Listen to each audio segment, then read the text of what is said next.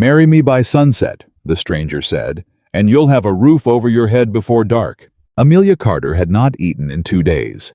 She had no money, no job, and no one in this frontier town who even knew her name. The man on horseback looking down at her was not handsome in any polished way. He was weathered quiet and spoke like every word cost him something. But his eyes did not hold pity. They held a proposition. And Amelia, with nothing left to lose, looked up at him and made the most terrifying decision of her life. If this story moves you, subscribe to our channel and follow along until the very end, and drop a comment telling us what city you're watching from. I want to see how far this story travels.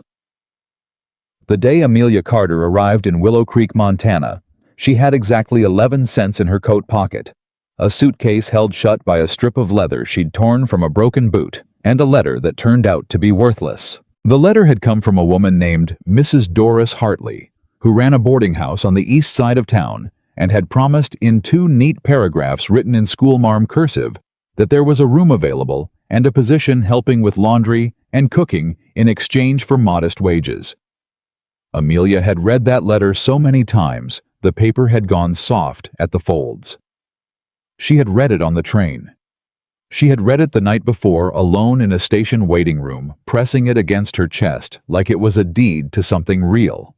When she finally stood in front of the boarding house on Willow Creek's main road, a woman she did not recognize opened the door halfway and looked her up and down with the expression of someone who had already made a decision before the conversation started.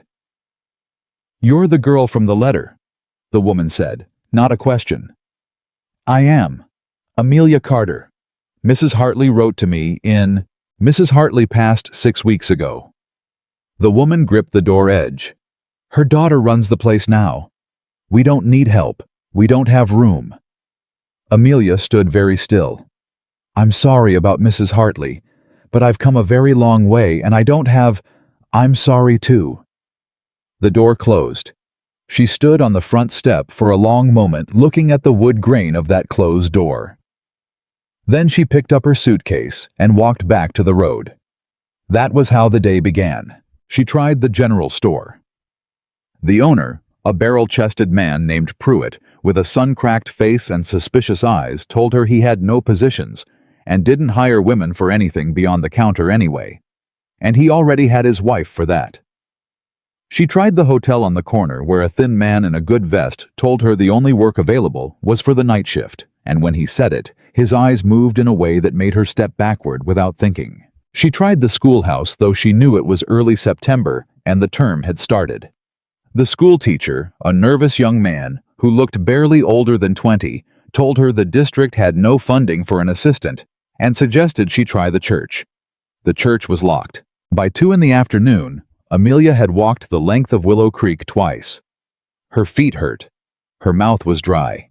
The 11 cents in her pocket would buy her almost nothing in 1885, and she already knew it. She sat down on a barrel outside the feed store and tried to think. There was a stage that went east again in 3 days. She had no money for the fare. There was no family to wire for help. Her father was dead. Her only uncle had made it clear when the debts came due that he considered his obligation to her finished. There was a woman at church back in Ohio who had been kind to her, but kind didn't mean capable of sending money fast enough to matter. Amelia was not the sort of woman who cried easily. She had not cried when her father died. She had not cried when the lawyer read the list of debts. She had stood in the kitchen of the house they were losing and told herself she would find a way because there was no other option. She did not cry now either, but she felt the particular weight of a person standing at the exact edge of what they can bear looking down. "You've been sitting on that barrel for better than an hour." She looked up. The man was sitting on a dark horse a few feet away, and she had not heard him come up, which startled her more than the words. He was somewhere in his early 30s, lean and brown, from weather, with a jaw that hadn't met a razor in a few days, and eyes the color of creek water over stone gray, with something green underneath hard to name. He wore working clothes not fancy, and a hat that had seen serious use. He was looking at her with an expression that was not pity and not curiosity exactly. It was something more careful than either. "I know," she said. I'm leaving. Where to? She didn't have an answer for that, and something about the directness of his question made the lack of answer feel heavier than it had before. She looked back at the road. My name is Nathan Walker, he said. I have a ranch about 9 miles north, up in the foothills. Good for you, she said, and then immediately felt ashamed of her own sharpness. I'm sorry, that was rude. You're tired, and you're in trouble, he said. You don't have to apologize for that. She looked at him again. He said it plainly without making her feel small. That alone was strange enough to hold her attention.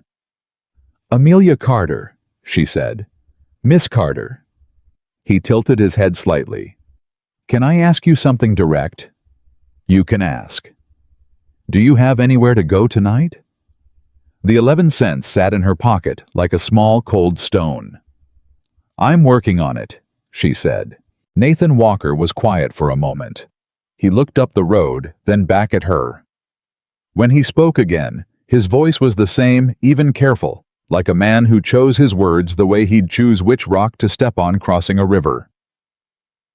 My wife passed 14 months ago, he said. I have a ranch that's got more work than I can manage by myself. I need someone who can handle the books, manage the house accounts, keep track of what's coming in and going out. It's real work, not simple. Amelia waited. I'm not looking for charity to offer you, he continued. And I'm not looking for a hired hand that'll leave in the spring. The arrangement I need is something more permanent. He paused. I'm talking about marriage, Miss Carter. A real one with a real home attached. You'd have a roof, food, and a wage of your own for the work you do. In return, I'd have someone I can trust with the running of things. The main road of Willow Creek was not a busy place at 3 in the afternoon, but there were people within earshot. A woman near the dry goods store had stopped pretending to examine a bolt of fabric. 2 men outside the barber shop had gone quiet. Amelia kept her eyes on Nathan Walker. You don't know me, she said. No, but I've watched you for an hour and you haven't begged anyone. You haven't wept, and when Pruitt turned you away from the store, I was across the street. You thanked him anyway. He held her gaze. That tells me enough. That tells you I have manners. It doesn't tell you whether I'm honest. No, he said. It doesn't. But you could be lying to me about that, and I'd be no worse off than I am now. A beat. Can you say the same? Amelia looked down at her suitcase. The leather strap she'd used to hold it shut. The scuffed corner where it had hit the station floor in Denver. She thought about the boarding house door closing, about the hotel man's eyes, about the church being locked. She thought about her father, who had trusted a dishonest partner because he believed most people given the chance would do the right thing. Her father had been wrong about that, but she had never been entirely sure he was wrong about the believing part. I can keep accounts, she said. I was trained by my father. He ran a print business in Ohio. I handled his ledgers from the time I was 15. Good. I can manage a household. I'm not afraid of hard work. Good. But I have to tell you something first. She met his eyes. There are rumors following me out of Columbus. I don't know how far they've spread. People said things about me after my father died, about why the business failed, about things that weren't true. I want you to know that before you make this offer solid. Nathan Walker looked at her for a long moment. Rumors travel fast on the frontier, he said, but they're usually wrong. I've had a few of my own. He reached down and extended his hand. We can talk about the details on the ride out, but you need to decide before the sun's behind those mountains, because after dark the road gets harder. Amelia stood up. She picked up her suitcase. She knew this was not a romantic story.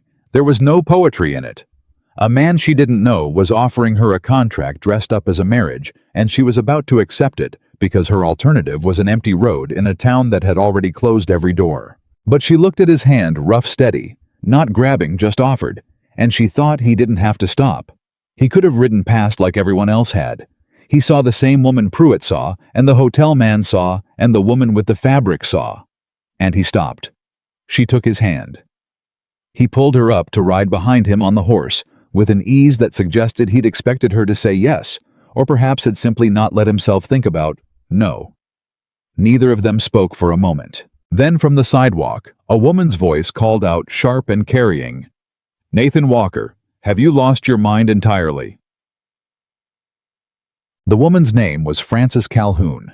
She was somewhere near 50, wore her gray hair pulled back so tight it seemed to lift her eyebrows, and she had the voice of a person accustomed to being listened to. She was not a bad woman, Amelia would come to understand.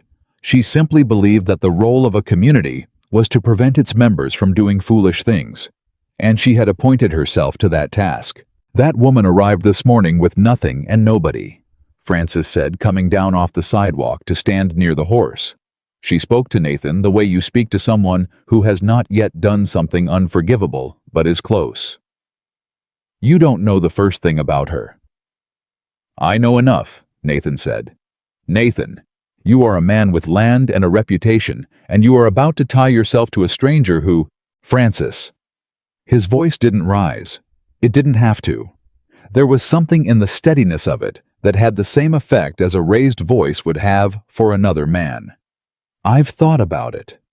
Frances Calhoun looked at Amelia, then directly and without pretense. "What's your name, girl?" "Amelia Carter, ma'am." "Where are you from?" "Columbus, Ohio."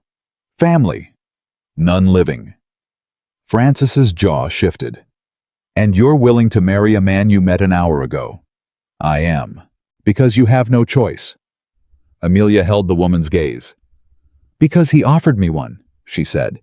"That's more than anyone else here did." Frances looked at her for another long moment. Then she looked back at Nathan, and something passed between them that Amelia couldn't read yet.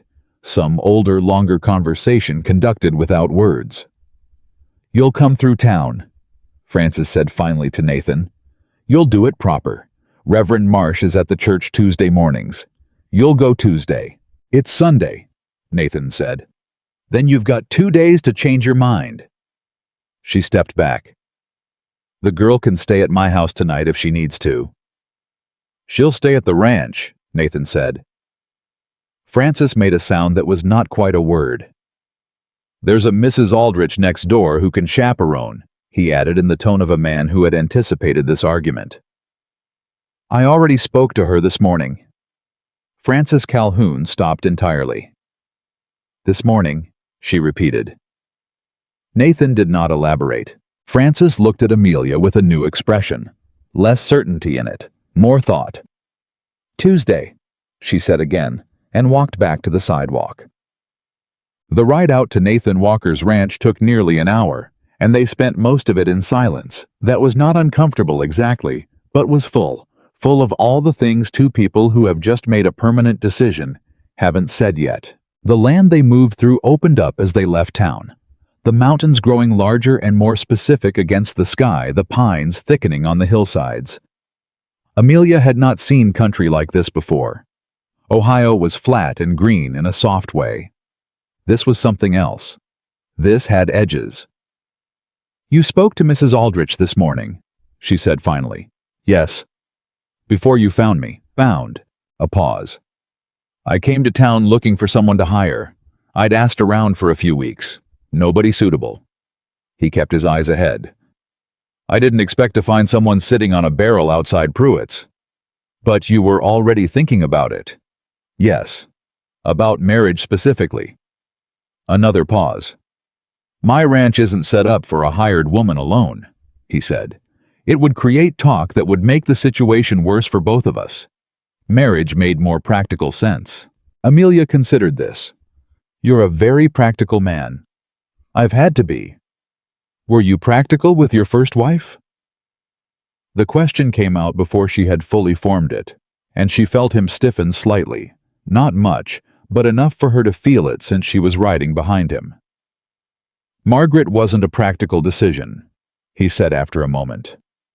"She was someone I loved." "I'm sorry," Amelia said. "I shouldn't have asked that." "You can ask things," he said. "I'd rather you ask than assume. All right?" She looked at the mountains. "How did she die?" "Fever, the winter before last. It came on fast." A beat. She was 29. Amelia did not say anything for a moment. There was nothing sufficient to say. "I'm not asking you to be what she was," Nathan said. "I want to be clear about that. This is a different kind of arrangement." "I understand. But I'll treat you with respect. That's not something I'll negotiate on." "I don't expect you to. And if it doesn't work—" He stopped. Started again. "If after a year you find it's not livable, we'll figure out a fair way to handle it. I won't hold you to something that makes you miserable." Amelia thought about that. A man she'd known for 2 hours was already planning for her potential exit with more consideration than most men she'd known for years had given her situation. "Why did you stop?" she said. "What? In town. You stopped for me. You didn't have to." He was quiet for a long moment. Long enough that she thought he wasn't going to answer. "My mother came west with nothing," he said finally. "Arrived at the wrong place with a letter that turned out worthless and nobody who would help her. Somebody helped her anyway." A pause. "That's how I came to exist." The horse walked on. The mountains grew closer. Amelia held her suitcase across her lap and felt something loosen in her chest that had been pulled tight for a very long time. Not happiness, not yet, but the first small loosening that comes before it. The ranch was not what she'd expected, though she couldn't have said exactly what she had expected. It was smaller than she'd imagined from a man who spoke about land the way Nathan had. The main house was solid, well-built from the outside, the kind of structure made to last rather than to impress. There was a barn, a smaller outbuilding, a fenced area for horses, a kitchen garden that had gone partly untended. Inside the house was clean but sparse. A man living alone did not accumulate things, or at least Nathan hadn't. There was a main room with a fireplace, a kitchen, 2 bedrooms. The furniture was heavy and practical. There were very few decorations. But on the mantel above the fireplace, there were 3 small things: a woman's thimble, a photograph in a tin frame, and a river rock with some kind of marking scratched into it. Amelia looked at the photograph and then looked away. Mrs. Aldrich arrived within 20 minutes, a small, brisk woman of about 60, who seemed to find the entire situation more interesting than scandalous, which Amelia appreciated. She brought a covered dish and established herself in the main room with the efficiency of a woman who had chaperoned before and considered it a reasonable service to provide. Nathan showed Amelia the second bedroom. It had a bed, a washstand, and a window that looked toward the mountain. "It was the guest room," he said. "Margaret kept it ready." "It's fine," Amelia said. "It's very fine." He nodded, looked at the room for a moment himself. "There are books on the shelf in the main room if you want something for tonight. I'll be up early." "I'll be up early too." He looked at her, then a longer look than before, as if he was recalibrating something. Then he nodded again and left her alone. She found the ledger books after dinner. She hadn't gone looking exactly, but she'd asked Nathan if there was somewhere she could start understanding the operation, and he'd pointed to a trunk beside the desk in the corner of the main room and said the records were in there. He hadn't exaggerated about the state of them. There were 4 years of ledgers, all in Nathan's handwriting, which was not bad but inconsistent. The numbers crowding each other at the ends of rows, entries skipped and then doubled back to. There were receipts folded into the pages. There were pages that simply stopped mid-month. There was evidence of a woman's hand in the earlier books, smaller, more precise, and then a clear line where that hand disappeared and Nathan's alone continued shakier than before. Amelia sat at the desk for 2 hours, not organizing yet, just reading, getting the shape of things. The ranch was in a more precarious position than Nathan had indicated. Not ruined, the cattle were bringing in reasonable money, and the land itself was worth something. But the expenses were poorly tracked, and there were several payments that didn't make sense to her. Large round numbers going to a company she didn't recognize. Twice a year, regular as seasons, more than the ranch could easily afford. She was still looking at those entries when she heard the front door. Nathan came in from outside, stamping mud from his boots, and stopped when he saw her at the desk. "You found them," he said. "You weren't wrong about the state of the records." "No." He came to stand beside the desk, looking at the open ledger without visible embarrassment. "I'm better with a horse than a ledger book." "These payments," she said, pointing, "to the Meridian Land Company, every January and every August. What is that?" Something changed in Nathan's face. Not much, but something, like a door closing inside. "That's something I'll explain," he said. "Not tonight." Amelia looked at him. "Is the ranch in debt to them?" "Not exactly." "Nathan." She said his name carefully since it was the first time she had. "If I'm going to help you manage this properly, I need to understand what I'm looking at." He held her gaze for a moment. Then he reached down and turned the ledger to look at the entry himself, though she suspected he didn't need to look at it. "The Meridian Land Company is operated by a man named Richard Blackwell," he said. "He has been trying to purchase this property for 3 years. What you see there is not a debt. It's a record of offers I've refused." "You wrote the offers in your own ledger." "I wrote them there so I wouldn't forget what he was willing to pay." A beat. "And so I wouldn't forget to ask myself why." Amelia looked at the numbers again. They were large, larger than she'd first registered. "This land is worth a great deal more than it looks," she said slowly. Nathan did not answer immediately. "Get some sleep, Miss Carter," he said finally. "There will be time for all of it." But as she set the ledger back and rose from the chair, she looked at his face once more. And she saw something she hadn't seen there before. Not the practical, weathered steadiness of the afternoon. Not the grief of a man who missed his wife. Something that looked, if she was reading it correctly, like fear. Tuesday came with a sky like hammered tin and a wind that meant business. Amelia wore the best dress she had, which was clean and presentable, though hardly bridal, and Nathan wore a jacket she hadn't seen before that fit him well and made him look more formal than he was comfortable with, judging by the way he kept moving his shoulders. Reverend Marsh was a thin man with kind eyes and the practical manner of a frontier minister who had performed ceremonies under every possible set of circumstances and considered the circumstances secondary to the commitment. Francis Calhoun attended. So did Mrs. Aldrich. 2 ranch hands of Nathan's who had appeared that morning, a young man named Charlie Betts with a face full of freckles, and a quiet older man called Holt stood to one side. There were also 5 or 6 townspeople who had come for reasons that had nothing to do with goodwill. Amelia knew the type.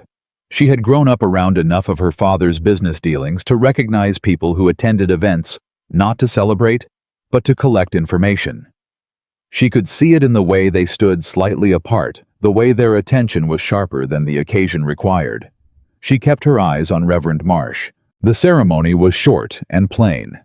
The Reverend asked the questions. Nathan answered them in a voice that was even and sure.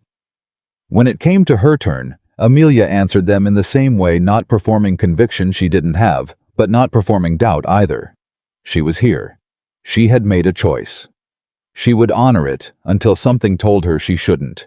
When the Reverend said Nathan could kiss his bride, Nathan looked at her with a brief question in his eyes, and she gave a small nod. He pressed his lips to her cheek, formal and quick, and she felt his jaw tense slightly with the effort of it. Not distaste, but the self-consciousness of a private man in a public moment. Afterward, Francis Calhoun gripped Amelia's hand in both of hers and said very quietly, "He is a better man than this town deserves. Don't let them make you doubt that." Amelia thought about that the whole ride home. The first week was made of work. Not just hard work, but complex work, the kind that required Amelia to simultaneously learn the physical geography of the ranch, the personalities of its few employees, the habits of its owner, and the state of its finances. She rose before the sun, which she was accustomed to. She went to bed after Nathan, which she was not, but she adapted. Charlie Betts. The young ranch hand had energy and goodwill, but not a great deal of precision. Holt, the older man, had the opposite. He was meticulous and reliable, but didn't talk much, and watched her with the particular wariness of someone who had seen arrangements like this go badly before. She didn't try to win him over. She just worked steadily and waited for him to decide for himself. On the third day, she reorganized the supply ledger and found that they had been ordering 20% more feed than the horses needed because nobody had updated the count since Nathan had sold 2 horses the previous year. She brought this to Nathan quietly over dinner. He put down his fork and looked at the paper she'd laid on the table. "That's a waste we didn't need," he said. "It's fixable going forward," she said. "I'll adjust the order." He nodded, went back to his food. Then, after a moment, "Thank you. It's what I'm here for." "Still," he said. "Thank you." She learned that he took his coffee black and slightly cooled, that he always checked the horses before bed, that he read when he couldn't sleep. History mostly, and one battered volume of poetry he kept on his bedside table and never mentioned. She learned that he was generous with his ranch hands in ways that weren't required of him. He adjusted Charlie's hours when the boy's mother was ill without docking his wages, and when a neighbor's fence blew down in a windstorm.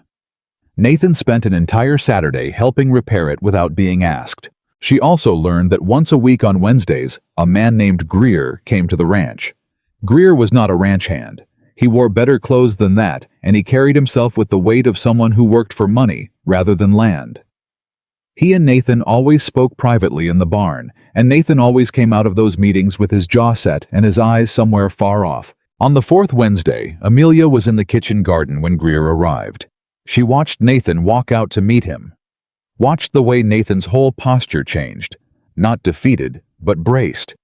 The way you brace for something you've been bracing for a long time. When Nathan came back inside, she didn't ask. But that evening, as they sat across from each other at the dinner table in the quiet that had become their version of comfortable, Nathan said suddenly, "Greer works for Blackwell." Amelia set down her fork. "He comes every week to make another offer," Nathan said. "Has for 2 years. And you keep refusing." "Yes." She waited. "He came today with a new one," Nathan said. "Substantially larger." He looked at his plate. "Blackwell apparently believes I'll eventually reach a point where I can't say no." "Is he right?" Nathan looked up. "No."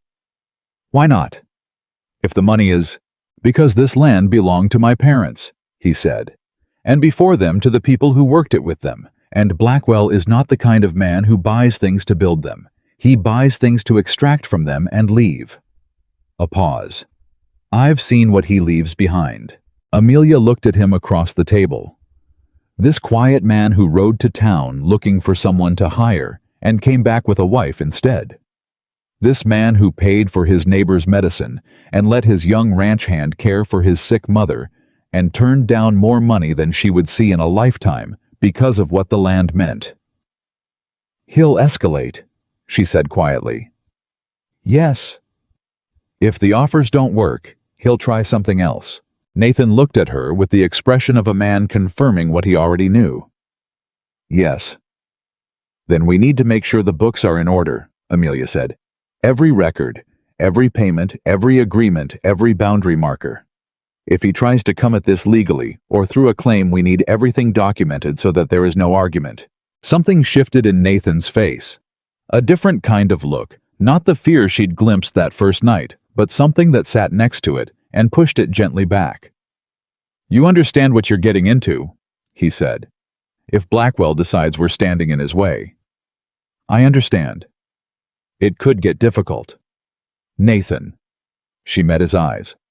"I arrived in this town with 11 cents and a letter that was worthless. Everything since has already been better than that." He was quiet for a long moment.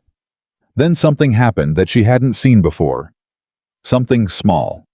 Almost nothing, but she caught it. The edge of his mouth moved. Not quite a smile, but the shape of one beginning. "All right," he said. "Then we start tomorrow." Outside, the Montana wind moved through the pines, and the mountains held their ground the way they always had. And the night came down the way it always did. Slowly, at first, then all at once. And in the small house at the edge of the foothills, 2 practical strangers sat across from each other at a dinner table and started, without quite saying so, to become something else entirely. It was 3 weeks into their marriage when Amelia found the second set of documents.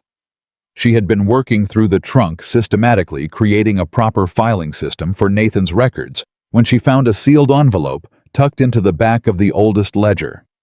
It was not hidden exactly. It was just placed in a way that suggested no one had expected to need it again. The envelope contained a survey document, old, professionally drawn with measurements and boundary markers for the Walker Ranch property. Amelia spread it on the desk and looked at it carefully. Then she looked at it again. Then she sat back and thought about the numbers Blackwell had offered. The survey showed something Nathan had either not looked at closely or not told her. The northwest corner of the Walker property, the part that looked from the house like a rocky hillside going nowhere in particular, sat directly above what the survey notation described as a substantial mineral deposit.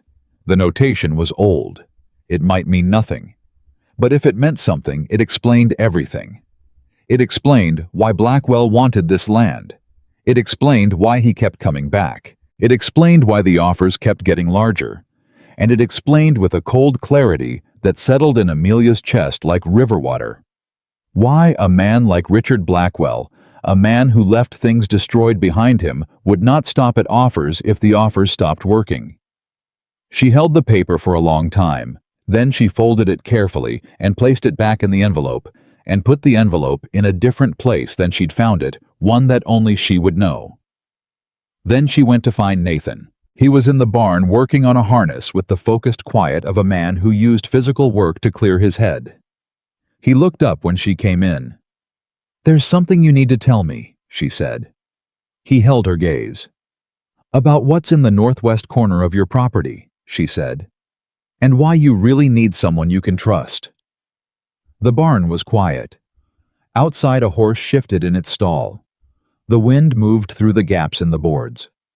Nathan Walker put down the harness, and for the first time since she had taken his hand on the road in Willow Creek, his expression did not have any of that careful steadiness in it. What was there instead was something rawer, more human, and more afraid. "Sit down," he said quietly. "This is going to take a while." Nathan didn't sit down right away.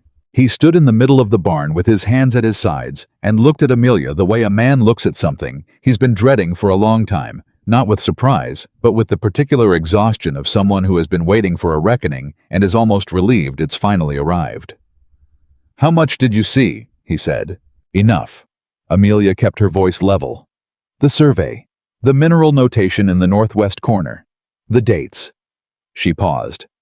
"The size of Blackwell's offers suddenly makes a great deal of sense." Nathan turned away from her and leaned against the barn wall with one hand, his back half to her. A long silence stretched between them. Not comfortable this time. "How long have you known?" she asked. "About the deposit." He let out a slow breath. "My father found the first signs of it when I was 12. He had a proper survey done when I was 15. Didn't tell anyone outside the family."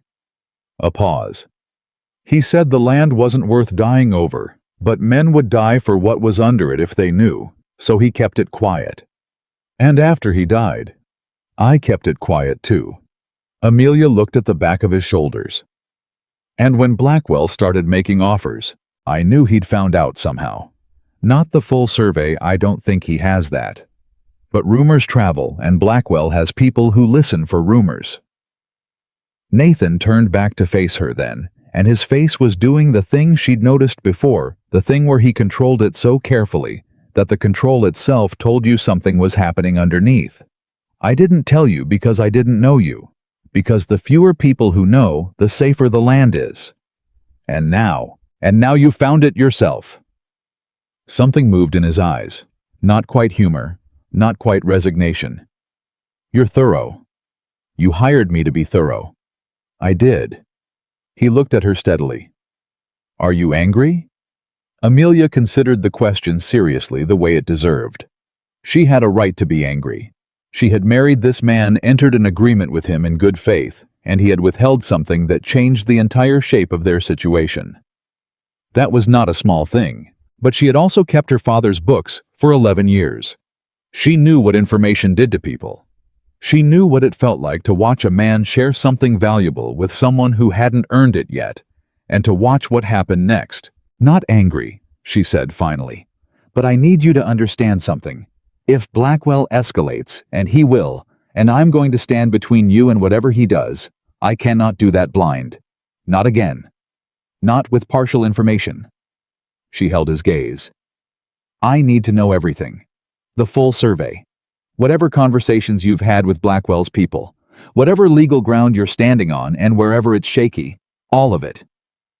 Nathan studied her face for a long moment. "Everything," he said. "Everything."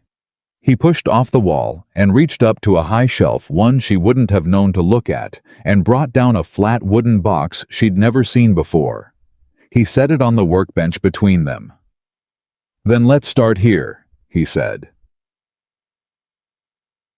The box contained more than the survey. There were letters, a dozen of them, from Blackwell's company, each one more formal and more pointed than the last. There were notes from a lawyer in Helena that Nathan had consulted 2 years ago about the legality of Blackwell's approaches.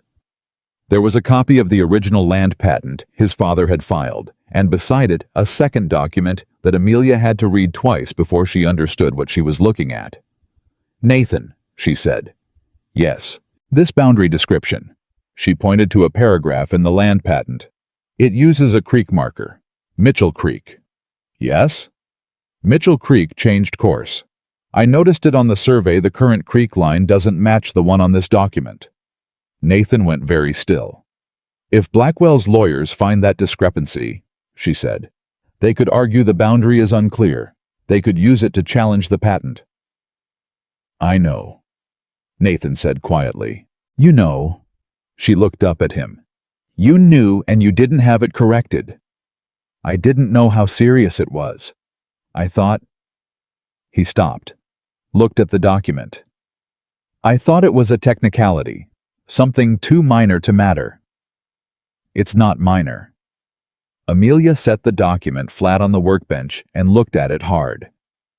"A good lawyer could make a very solid argument with this, especially if Blackwell has influence with the Territorial Land Commission, which I assume he does." "He does," Nathan said. "He has Judge Harlan in his pocket. Everyone in this territory knows it, but nobody says it out loud because Harlan has the authority to make life very difficult for people who talk." Amelia absorbed this. She thought of her father, a good man, a careful man who had lost everything because he trusted that the rules were the same for everyone, and didn't understand until too late that the rules bent for men with money and straightened back up for men without it. "When does Greer come next?" she asked. "Wednesday, 6 days." "Good."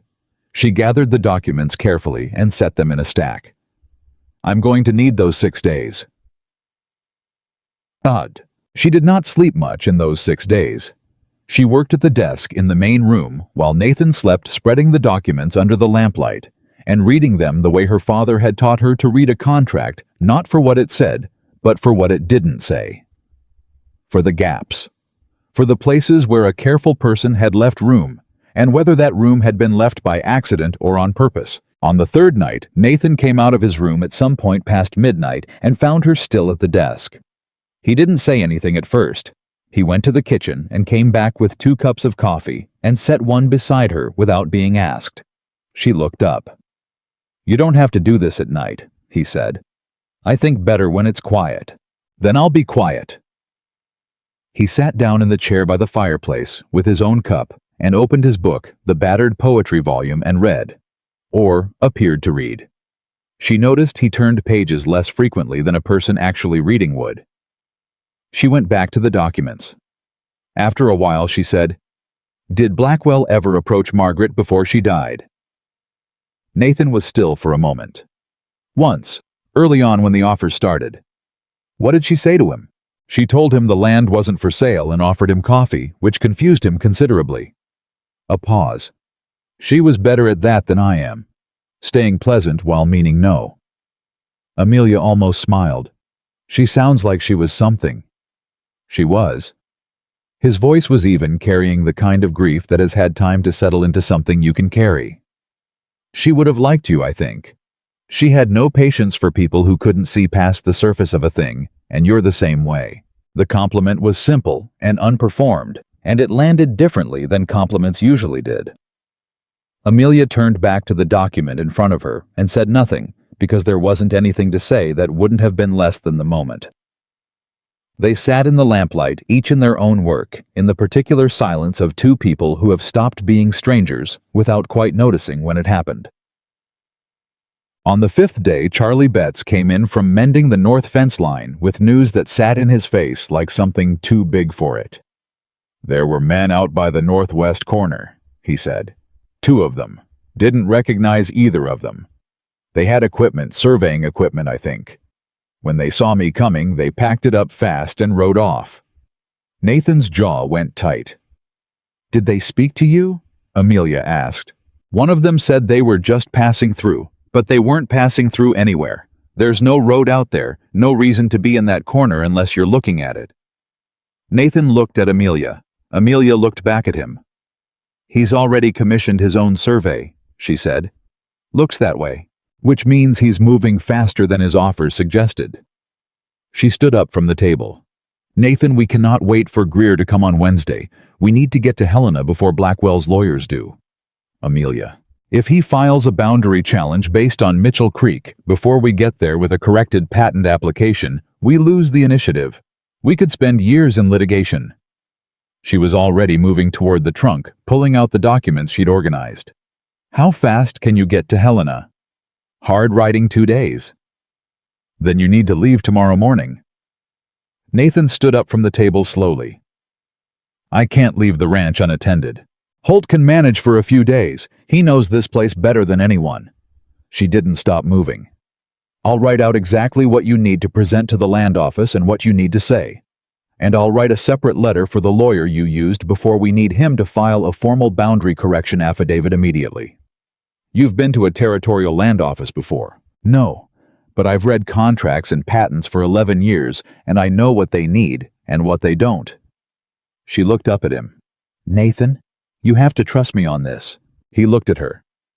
This woman he'd brought home 3 weeks ago, who had arrived with 11 cents and a ruined letter, and had in the space of 3 weeks reorganized his financial records, identified a critical legal vulnerability in his property claim, and was now standing in his kitchen at 5 in the afternoon, telling him with complete certainty what needed to happen. "I trust you," he said. Something happened in Amelia's chest at those 2 words. Something she hadn't been expecting. A warmth that had nothing to do with practical arrangements. She turned back to the documents before he could see her face. "Good," she said. "Then sit down and let me explain exactly what you're going to say."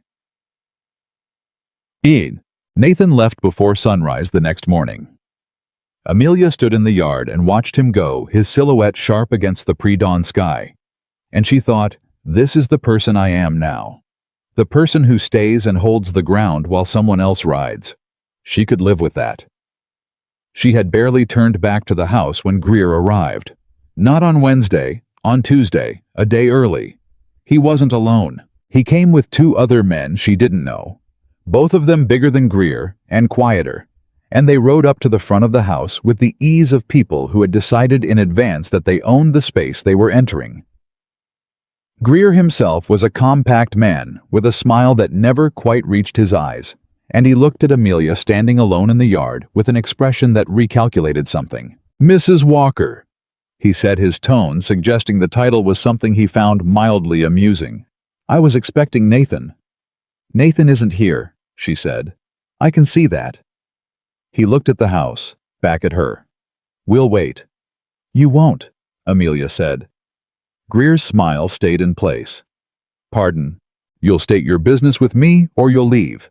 Those are the options." She folded her hands in front of her in a way that she hoped looked calmer than she felt. Her heart was going quickly, but her face knew how to lie about that.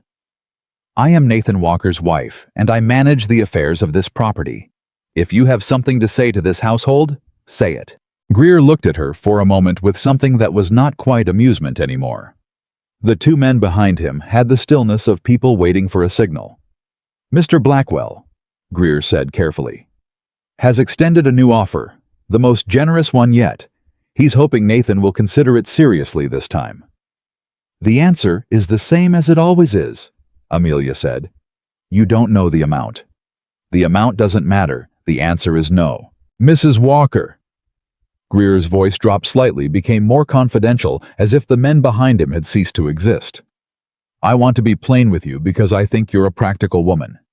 The boundary question on this property, the one regarding the creek, is not going to go away. Mr. Blackwell's lawyers are very thorough. It would be better for everyone if this were resolved through an agreement rather than through the courts. Amelia held his gaze. Is that a threat? She said. It's an observation. I'll give you an observation in return. She stepped forward one deliberate step. Whatever Mr. Blackwell's lawyers are planning, they are already too late.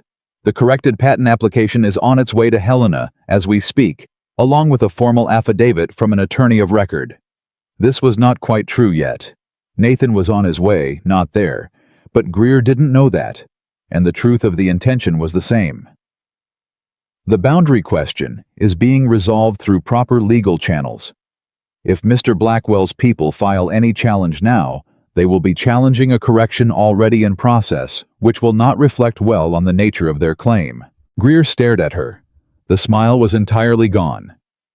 You've been busy, he said, and his voice had a different quality in it now. Something that Amelia recognized as a man rethinking a situation he'd thought was already won. This is my home, she said. I take that seriously. A long pause. Mr. Blackwell will want to speak with Nathan directly, Greer said. Mr. Blackwell is welcome to send a letter like a civilized person. She met his eyes without blinking. Good day, Mr. Greer. He looked at her for one more long moment. Then he turned his horse around, and the two men with him turned theirs, and they rode back down the road. Amelia stood very still until they were out of sight. Then she went inside, sat down at the desk, and let her hands shake for exactly 30 seconds before she picked up the pen and started writing everything down while the details were still sharp. Charlie Betts appeared in the doorway an hour later. Were those Blackwell's men? He asked. Yes. He was quiet for a moment. You ran them off. I asked them to leave. Charlie looked at the road, then back at Amelia.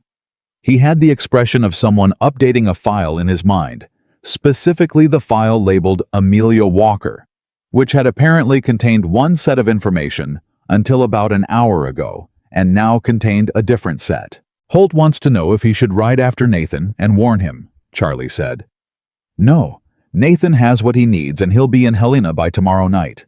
She set down the pen. But tell Holt to keep an eye on the northwest corner. If those surveyors come back, I want to know immediately. Charlie nodded, turned to go, then turned back. Mrs. Walker. Yes. My mother's brother works at the land office in Helena, he said carefully. Not a lawyer, just a clerk, but he knows who files what and when. If you wanted someone to keep an eye on what Blackwell's people might submit there. Amelia looked at him. What's his name? She said. Eli Betts. He's honest. He owes me a favor. Write him a letter today, Amelia said. Tell him what we're looking for. Tell him it's urgent. She held Charlie's gaze. And Charlie, thank you. The young man flushed slightly and nodded and went back outside. Amelia turned back to the desk. Added Eli Betts to her letter. Nathan came back on the 4th day, not the 2nd. She heard the horse before she saw him, and she was at the door before he'd dismounted. One look at his face told her something had happened, but she couldn't read what kind of something yet. He came inside, took off his hat, sat down at the table with the careful movement of someone who has been in a saddle for too long and is not going to complain about it. The boundary correction is filed, he said. Good. She poured coffee and set it in front of him. What else? He looked up. How did you know there was something else? You were gone 4 days instead of 2, and you're sitting like a man carrying news he doesn't know how to start with. Nathan picked up the coffee, held it, put it back down. Blackwell was in Helena, he said. Not in person, but his lawyer was. A man named Forsyth. Apparently he filed something the day before I arrived. Amelia sat down. What did he file? A claim that the Walker Ranch was purchased originally from a man named Dowd under a fraudulent agreement. He's saying my father's original patent was obtained on the basis of a false survey. Nathan's voice was controlled, but the control had weight behind it. He's not attacking the boundary. He's attacking the patent itself. Amelia stared at him. That's a different claim entirely, she said. Yes. And your father's original purchase from Dowd is their documentation. There is, but the documentation is here. I didn't bring it to Helena because I didn't know I'd need it. He met her eyes. Forsyth timed it. He waited until I was on the road and then filed something he knew I couldn't immediately refute. Does your lawyer think the claim has merit? He thinks Blackwell has manufactured something from nothing but manufacturing, and having merit aren't the same thing in a courtroom. Nathan's jaw was tight. He says we have 60 days to respond with documentation, or the claim proceeds unchallenged. 60 days. Amelia thought about the trunk in the corner. About the 4 years of ledgers, the letters, the original documents she'd been systematically organizing for 3 weeks. She thought about her father's lesson, the one she'd carried since she was 15 years old, about how a document is only as powerful as the person who understands how to use it. The original purchase agreement from Dowd, she said. Is it in the trunk? It should be. And witnesses to the transaction signed affidavits from anyone who was present. There might be something. My father was careful. Good. She was already standing, already moving toward the trunk. Because we are going to build a case that Forsyth cannot put a scratch on, and we are going to do it in less than 60 days, and when we are done, Richard Blackwell is going to understand that this family does not lose its land. Nathan watched her pull the trunk open with both hands. Amelia. His voice was different than she'd heard it before. Quieter, less controlled. She looked up. I need to tell you something, he said. Something I should have told you before any of this. She held his gaze, waited. My father's land, the original purchase. It wasn't just this ranch. He set down the coffee cup. When he bought from Dowd, he bought 3 parcels. I sold 2 of them after he died when I was young, and thought the money was more important than the land. He looked at the table. I've regretted it since. But those sales, they went through Blackwell's predecessor company. A man named Crane. Amelia felt something cold in her chest. Blackwell bought Crane's company, she said slowly. Yes. Which means Blackwell now holds the records from those original sales. Yes. And if those records show anything at all that could be read as irregularity in your father's original dealings with Dowd, then Forsyth has material to work with, Nathan said. Yes. Amelia was very still for a moment. This was not just a boundary question anymore. This was not just a creek that had changed course. This was a man who had been constructing a case for years, collecting pieces, waiting for the right moment, and who had finally decided the moment was now. Nathan, she said carefully, did your father have any conflict with Dowd? Any disagreement, any dispute after the sale? Nathan looked at her. The silence lasted too long. Nathan, there was a letter, he said, from Dowd, 2 years after the sale. Dowd wrote that he felt he'd been underpaid. My father wrote back that the price was agreed upon and the agreement was signed. Do you have both letters? My father's copy of his own letter, not Dowd's. Where is Dowd now? Dead, 7 years ago. Did he have family? Nathan's expression shifted, and Amelia, watching him carefully, saw the answer before he said it. A son, Nathan said. Dowd's son. His name is Arthur. And where is Arthur Dowd? Nathan looked at her with the expression of a man watching dominoes fall. He works for Richard Blackwell, he said. The room was very quiet. Since when? Amelia asked. Since last year. Nathan's voice was low. I didn't put it together until right now. I knew Blackwell had hired someone named Dowd. I didn't connect it. Amelia sat back down. This was not an opportunistic land grab. This was personal. Arthur Dowd had brought his father's grievance real or manufactured to a man with the money and the lawyers to do something with it. And Blackwell had accepted it because it gave him exactly the legal weapon he'd needed. "The original purchase agreement," she said quietly. "Is there anything in it that Dowd could point to? Any language that could be read as coercive? Any clause that looked unusual?" "I don't know," Nathan said. "I haven't read it in years." "Then we're going to read it tonight." She reached into the trunk and started searching. Nathan leaned forward, elbows on his knees, watching her hands move through the papers.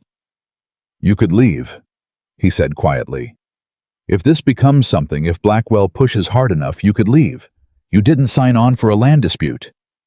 Amelia stopped what she was doing. She turned and looked at him fully, at this man who had stopped his horse on a dusty road because his mother had once needed someone to stop for her, who had paid for his neighbor's medicine without anyone knowing, who had held his land not because it made him rich, but because it was the thing that his parents had built, and he was not willing to let a man like Blackwell take the meaning out of it. "I didn't sign on for a lot of things," she said. "Neither did you." She held his gaze. "Find me the document." Nathan reached into the far corner of the trunk and came up with an envelope that was older than everything else in there. He set it on the table between them. Amelia opened it, and the moment she read the second paragraph of the original purchase agreement between Leland Walker and James Dowd, she felt the cold certainty of someone who has found the thing that was supposed to stay hidden. "Nathan," she said, "what is it?" She read it again to make sure. "Your father didn't buy this land outright," she said. "There's a clause, a reversion clause. If the land is ever found to contain substantial mineral value, those are the exact words Dowd retained the right to renegotiate the price, within the lifetime of either party or their direct heirs." She set the paper down. "Arthur Dowd is a direct heir," she said. "He is. And Blackwell knows this clause exists. He must, and he's been waiting until he had enough evidence of the mineral deposit to activate it." Nathan said nothing for a moment. His hands were flat on the table. His eyes were on the document. "Which means," Amelia said slowly, "this was never really about the boundary or the patent. Those are just legal noise to create confusion." She looked up. "What Blackwell actually wants is to get Arthur Dowd to invoke the reversion clause, renegotiate the price at current value, including the mineral rights, and then buy Dowd out. He'll end up with the land and the deposit without ever having to steal anything. It'll all look perfectly legal." Nathan looked at her. "Can he do that?" he said. "Only if we let him." Amelia folded the document back into the envelope. "Because there is something else in this clause." She set it down. "The reversion right expires if the mineral value is developed by the current owner. If you file a mineral claim on the northwest corner, your own claim properly registered before Blackwell can activate the reversion through Dowd, you establish current ownership of the mineral rights independently of the original agreement." The quiet in the room was a different kind of quiet now. "I'm not a mining man," Nathan said. "You don't have to be. You just have to be the person who files first." She met his eyes. "How fast can we get a mineral rights claim in front of the territorial commissioner?"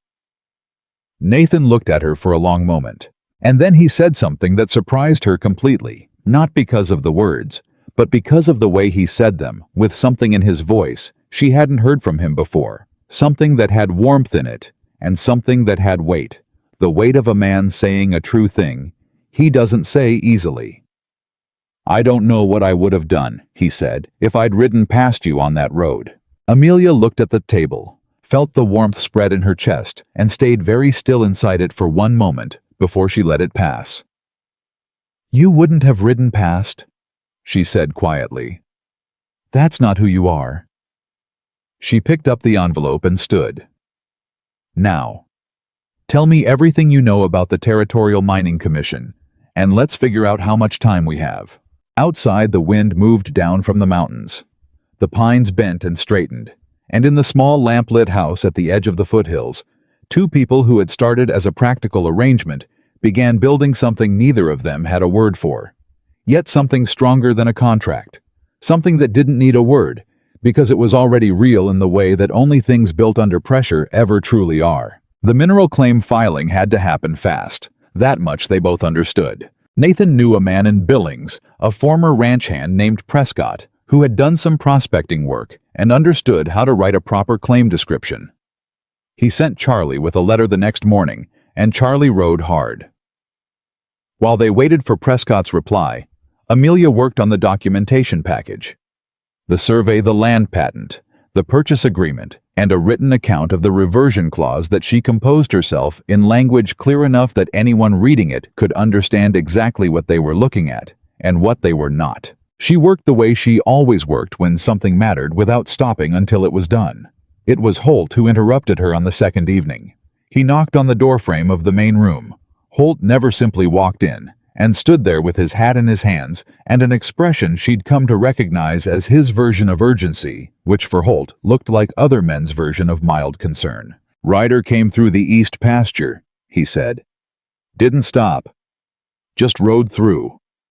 Looked at the northwest ridge and went back the way he came." Amelia set down her pen. "One of Blackwell's surveyors. Couldn't say for sure. Wasn't anyone local." She looked at Nathan. Nathan looked at Holt. "How long ago?" Nathan said. "About an hour.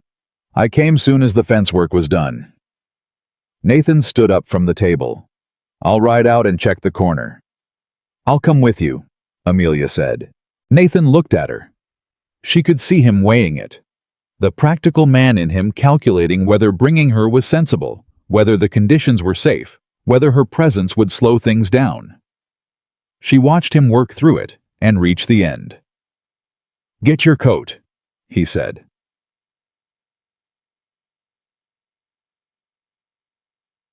The northwest corner of the Walker property told a story without words.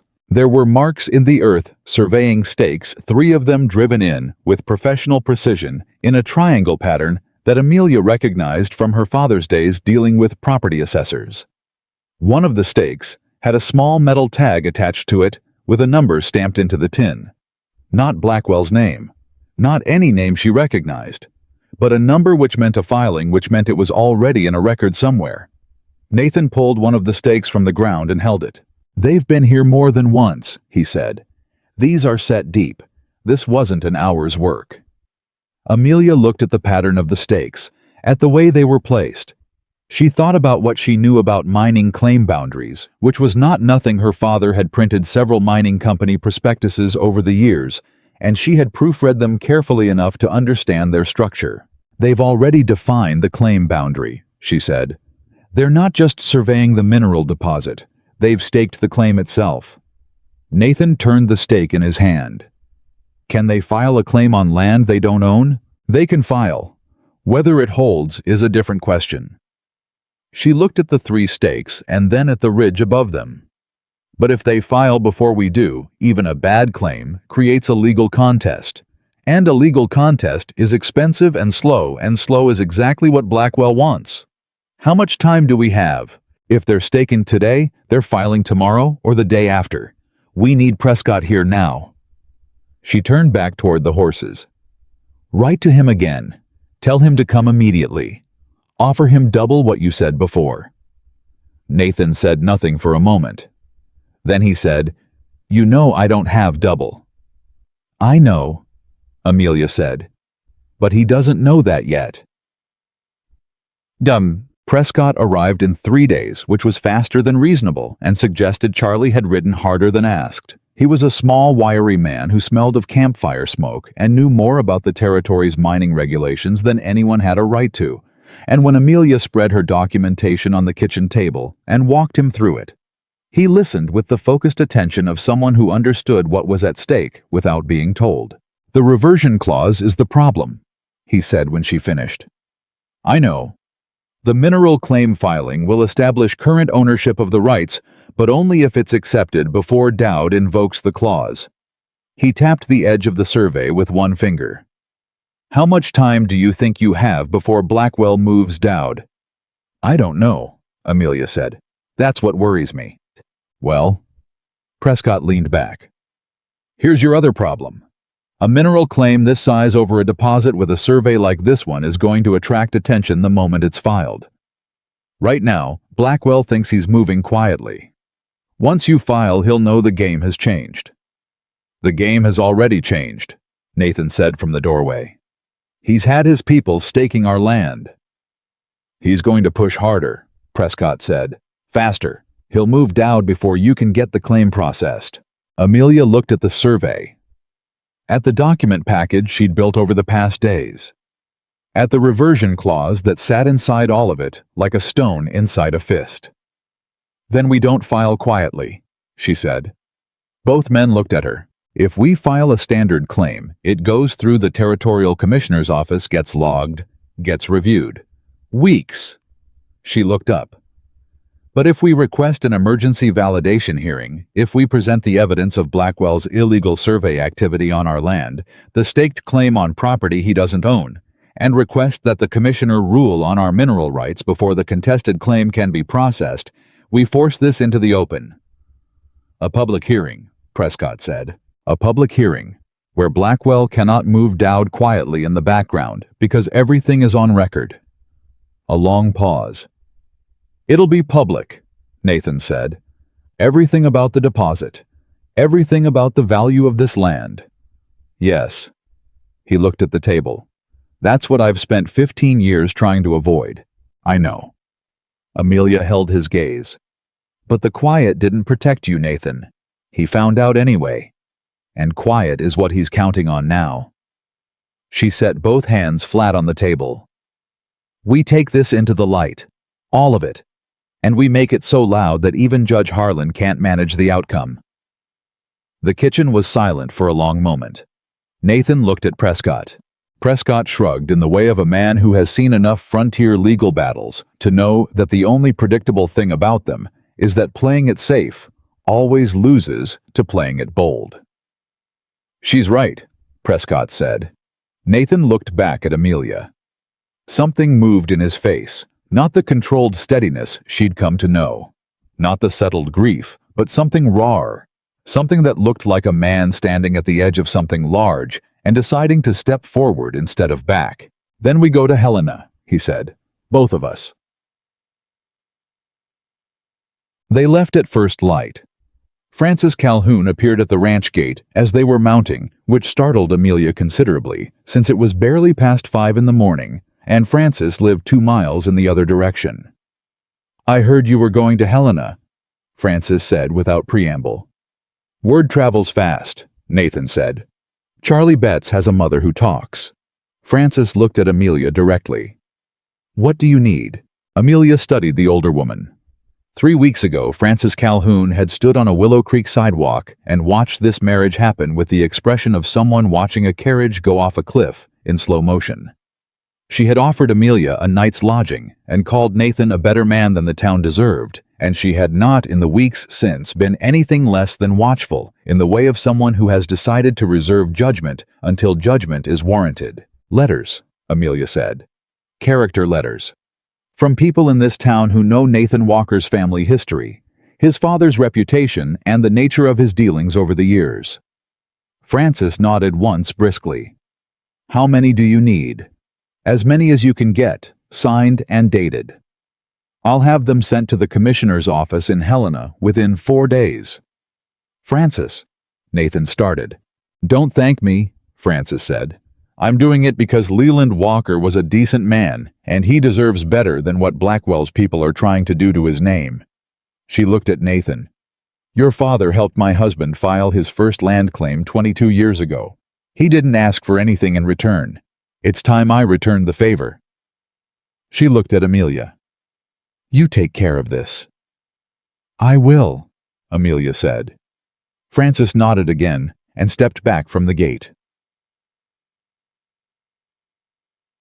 The road to Helena was long, and they covered it faster than comfortable camping one night along the way and arriving in the city on the afternoon of the second day. Helena was not Willow Creek. It had the energy of a place where money moved lawyers' offices, land brokers a courthouse with a new addition still under construction hotels that had drapes in the windows. Amelia had not been in a city since Columbus, and the size of it after weeks in the foothills felt strange and loud. They went first to Nathan's lawyer, a man named Gardner, who had the measured speech of someone who had learned to say everything twice, so people couldn't claim they hadn't heard it. When Amelia laid the full documentation package on his desk, the survey, the patent, the purchase agreement, the photographs of the surveying stakes on Walker Land Prescott's mineral claim application, and her own written analysis of the reversion clause, Gardner went through it slowly, page by page, without speaking. When he finished, he looked up at Amelia. "You prepared this," he said. "Yes. You have legal training. I have a father who believed in reading everything carefully and a habit of not stopping until I understood what I was looking at." Gardner looked at Nathan. "You have 6 weeks of marriage, and she's already better at this than 3 of my clerks," he said without apparent irony. Nathan almost smiled. "What's our position?" Amelia asked. Gardner sat back. "Stronger than I expected when your husband walked in here 2 weeks ago. The illegal survey stakes on Walker Land, if you can get those documented by an officer of the court, before Blackwell's people pull them, constitute a trespass on private property, which undermines any claim filed from that survey." He tapped the document. "The reversion clause is the real danger, but your analysis is correct. A mineral claim filed prior to any invocation by a Dowd heir should establish current ownership independently." He paused. "The question is timing. Can you request an emergency hearing with the commissioner?" Amelia asked. "I can. It requires demonstrating imminent harm to the claimant's property rights."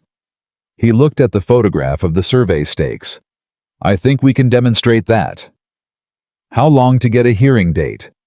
"In normal circumstances, 3 to 4 weeks. Emergency petition, possibly 10 days to 2 weeks." "And how long before Blackwell can move Dowd to invoke the reversion?" Gardner was quiet for a moment. "That depends on how much Blackwell knows about what we're doing." A knock at the office door. Gardner's clerk put his head in. "I'm sorry to interrupt. There's a gentleman outside who says he needs to speak with Mr. Walker. Says his name is Dowd." The room went completely still. Amelia looked at Nathan. Nathan looked at the door. "Arthur Dowd," Nathan said. He didn't give a first name. Said it was urgent. Amelia and Nathan exchanged a look that lasted only a second, but carried the entire weight of the situation. The document package on the desk. The 58 days left in their window. Blackwell's stakes in the northwest corner, and now the man at the center of the reversion clause, standing 20 feet away. "Send him in," Amelia said. Gardner looked at her. She nodded. He nodded to the clerk.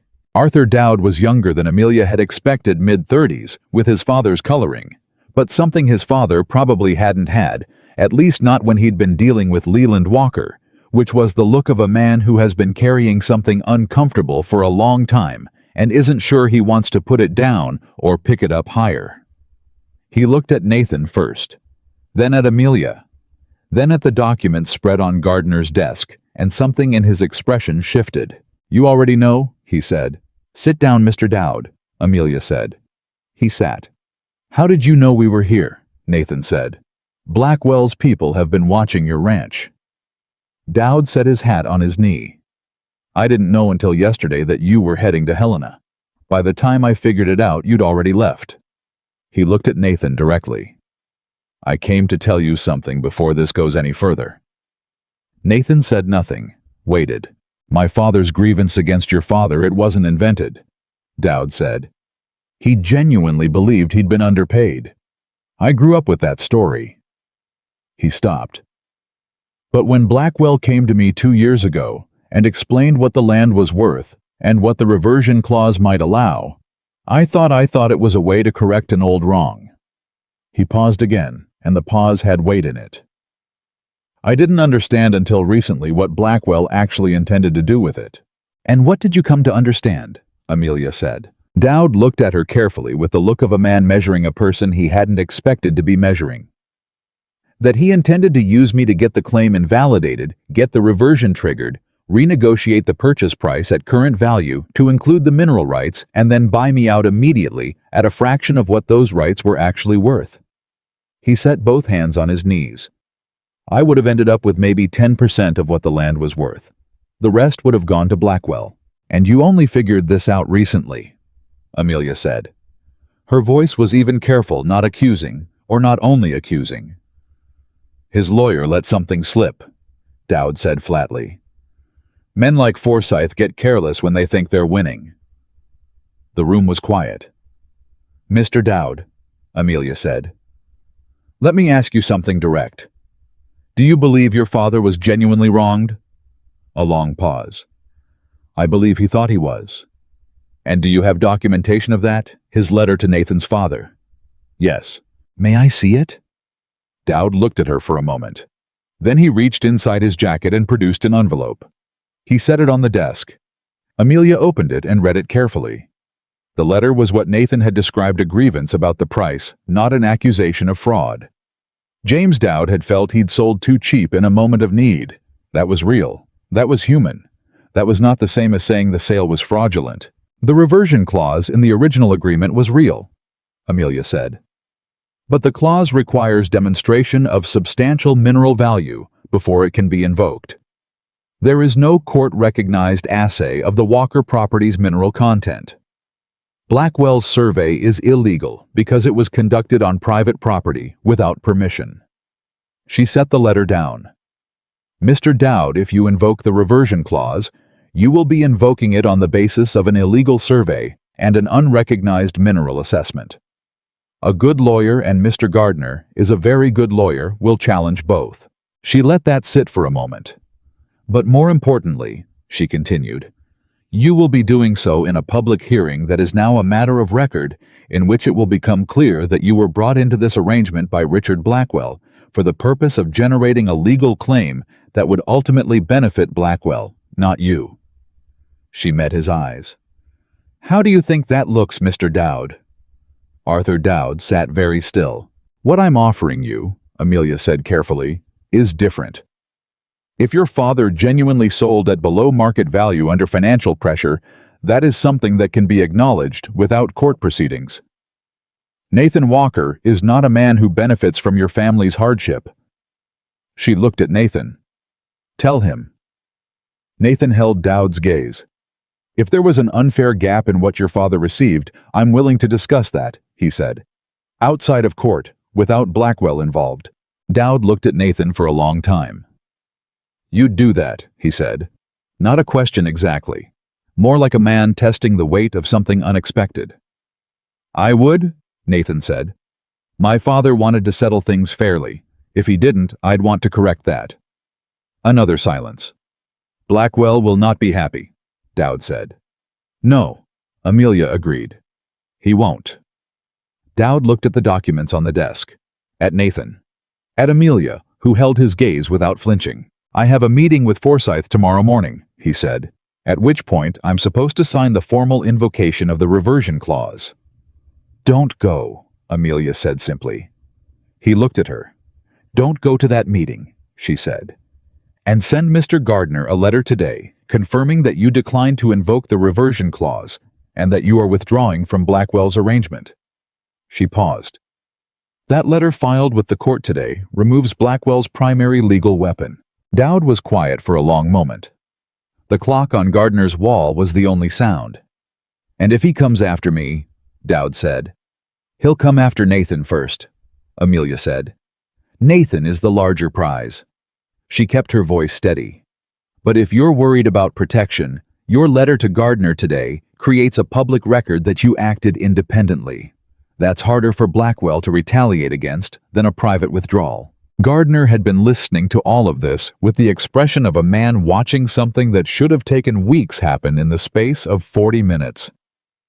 Mr. Dowd, Gardner said, I can have that letter drafted in 20 minutes. Dowd sat with his hat in his hands for one more moment. Then he set the hat on the desk. Draft it, he said. They were back on the street an hour later. Amelia walked beside Nathan without speaking for half a block, and Nathan let the silence sit, which was one of the things she had come to understand about him. He knew when a person needed to walk their thoughts out before turning them into words. That was not what I expected today to be, he said finally. No, she agreed. Do you think he'll hold? I think he made a decision in there that he'll second-guess tonight, she said honestly. But I also think he's been second-guessing the other decision for a while and this one sits better. She paused. People generally do the thing they can live with. It just sometimes takes a moment to figure out which thing that is. Nathan was quiet for a moment. You were very good in there. I've watched a lot of men make bad deals, she said. I know what they look like from the outside when they're in the middle of one. A pause. My father, she said, and then stopped. Nathan waited. He made a bad deal once, she said. With his partner. He trusted someone he shouldn't have, not because he was foolish, but because he believed in giving people the benefit of the doubt. She kept her eyes ahead. I used to think that was what got him killed. Not the fever, I mean, but the weight of it. Of having trusted wrong. She took a breath. But I think now that the trusting wasn't the mistake. The mistake was not having the documentation to protect himself when the trust turned out to be misplaced. Nathan said nothing for a moment. I'm sorry about your father, he said. He was a good man. She said it simply, the way Nathan said things about Margaret. Carried grief, not raw grief. He would have liked you, I think. He had very little patience for men who made noise and very high regard for men who kept their word.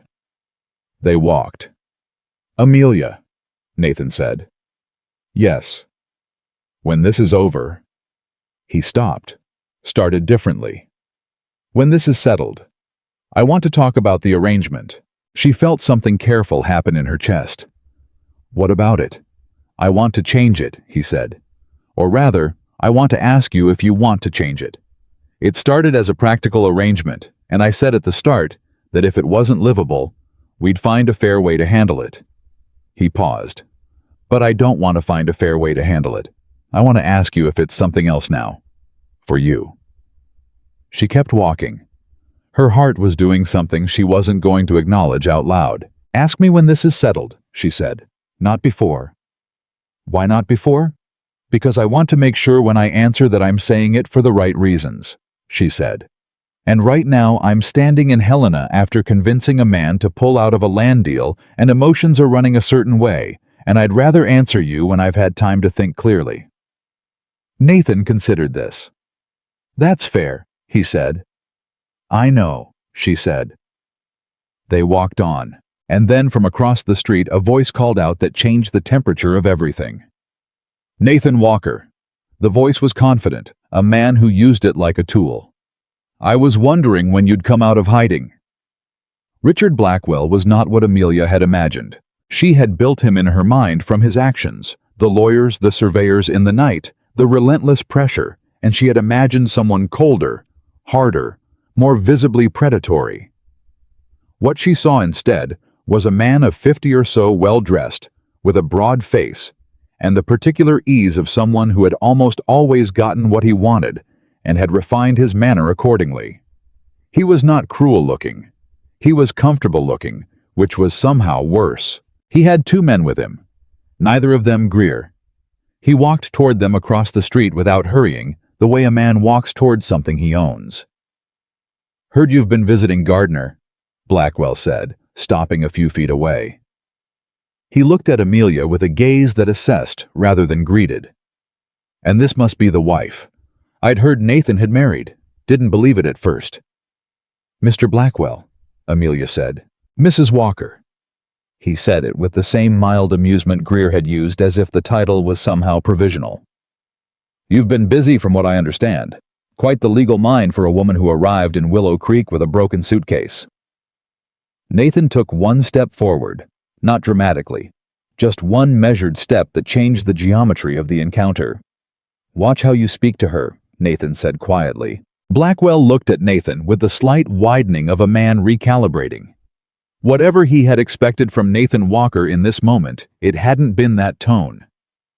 I mean no offense, Blackwell said smoothly. Truly, I'm impressed. He looked at Amelia. You've done well by him.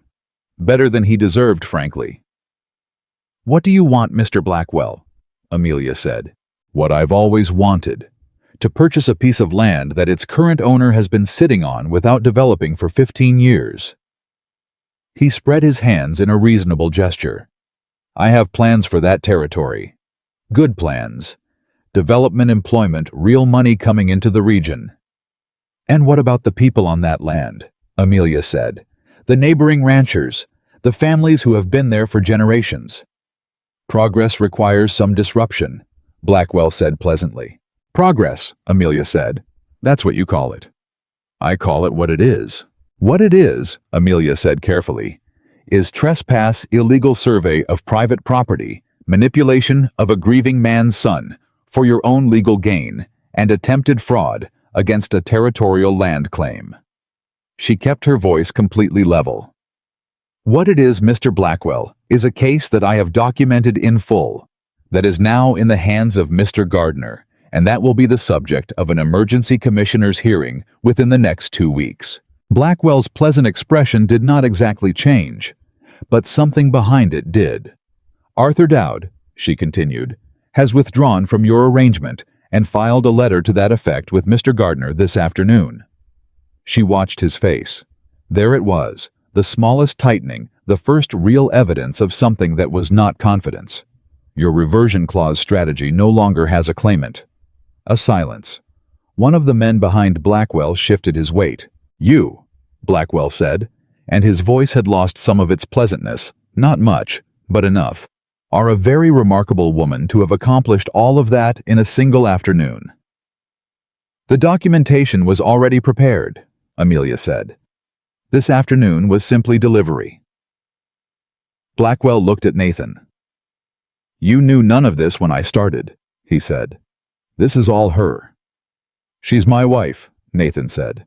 What's hers is mine. And what's mine, Amelia said, is the land your surveyors trespassed on the legal documentation proving it, and 60 days of evidence that you have been operating in bad faith against a property owner in this territory. She met Blackwell's gaze. We are going to the commissioner's hearing. You are welcome to bring Forsyth and whatever you have, but I want you to understand something before you decide how hard to push. Blackwell waited. I grew up watching my father lose everything because he trusted that the system would protect him, she said. It didn't. I learned from that. I learned that the system protects people who understand it better than the man they're fighting. She paused. I understand it better than Forsyth does, and I am not going to stop. The street was quiet around them. Somewhere a door closed. Blackwell looked at her for a long moment, at Nathan, back at Amelia. And then he did something she hadn't anticipated. He smiled. Not the pleasant, assured smile of the opening. Something smaller, more real. Nathan Walker, he said, spent 15 years hiding on that mountain because he didn't think anyone would see past the land to the man. He looked at Amelia. Seems like someone finally did. He tipped his hat, precisely correctly. And then he turned and walked away. Amelia stood on the street and watched him go. That wasn't a concession, Nathan said quietly beside her. No, she agreed. That was a man deciding to change tactics. Should we be worried? She thought about Blackwell's face in the last moment, not the smile, but the calculation behind it. A man like Blackwell didn't lose gracefully. He regrouped. He found a different angle. Yes, she said honestly, but not today. Nathan stood beside her on the Helena Street, and without making a decision about it, without announcing it, he reached out and took her hand. Not the way he'd taken it on the road in Willow Creek, not an offered hand, a functional hand, the hand of a practical arrangement. This was different. This was the hand of a man who had just watched someone stand in the street and fight for everything he'd spent 15 years trying to protect, and who didn't have language adequate for that, so he reached out and held her hand instead. Amelia looked down at their joined hands. Then she looked ahead at the Helena Street, at the courthouse, with its new addition still under construction, at the sky over the mountains. She didn't let go. Come on, she said. We need to send a wire to Holt about the Northwest stakes before Blackwell's people pull them.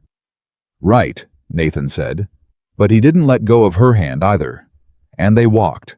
They sent the wire to Holt before sundown. Holt's reply came back in under 2 hours, which told Amelia that Charlie had been sitting at the telegraph office waiting, which told her that the ranch hands understood the urgency better than anyone had explicitly said.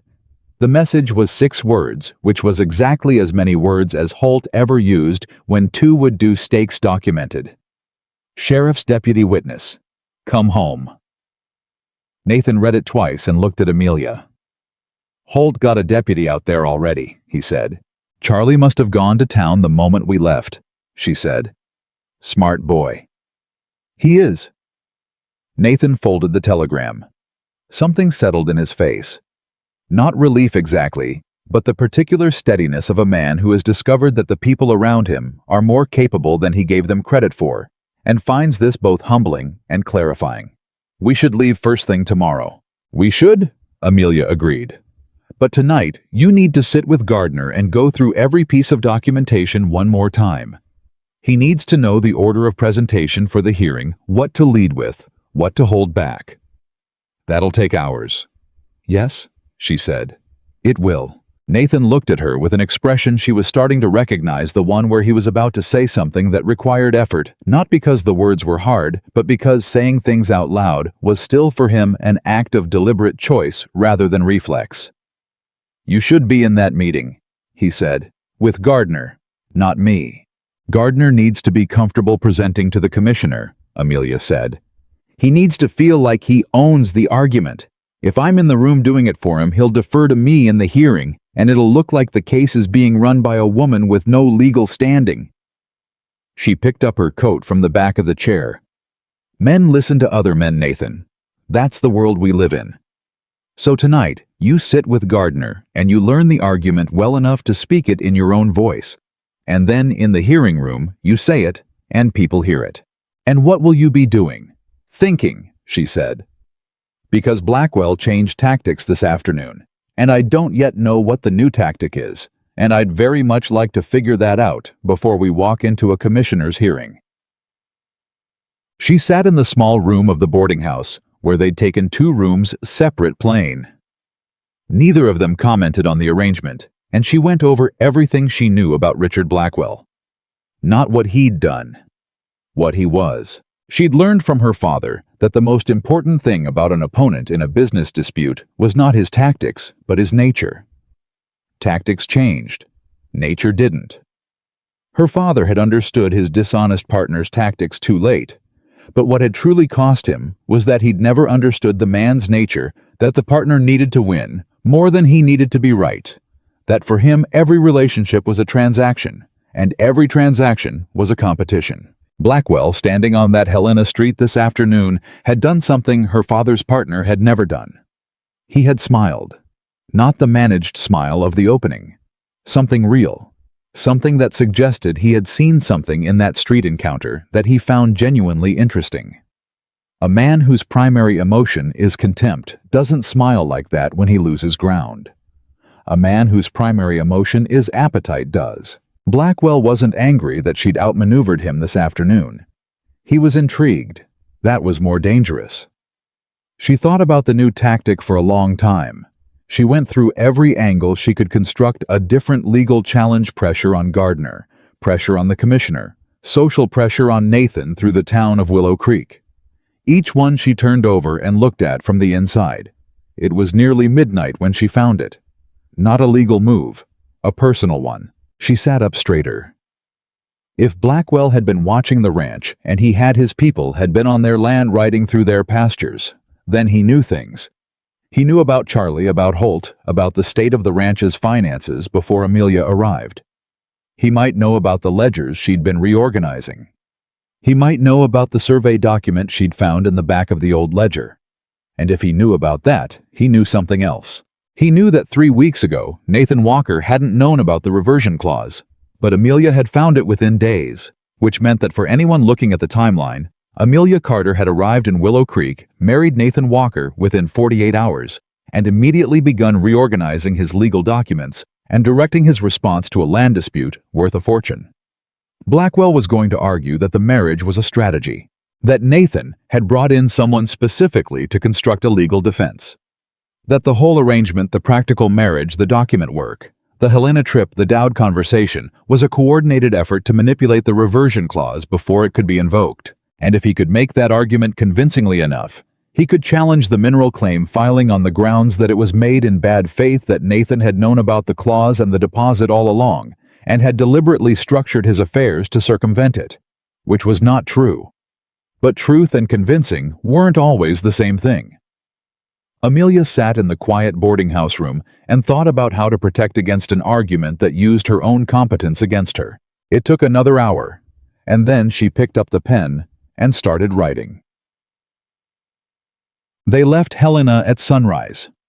Nathan had come out of the meeting with Gardner at 11 the night before with the focused, slightly hollowed look of a man who has been learning a great deal in a short time, and he'd found Amelia still at the small desk in the boarding house hallway with papers spread around her.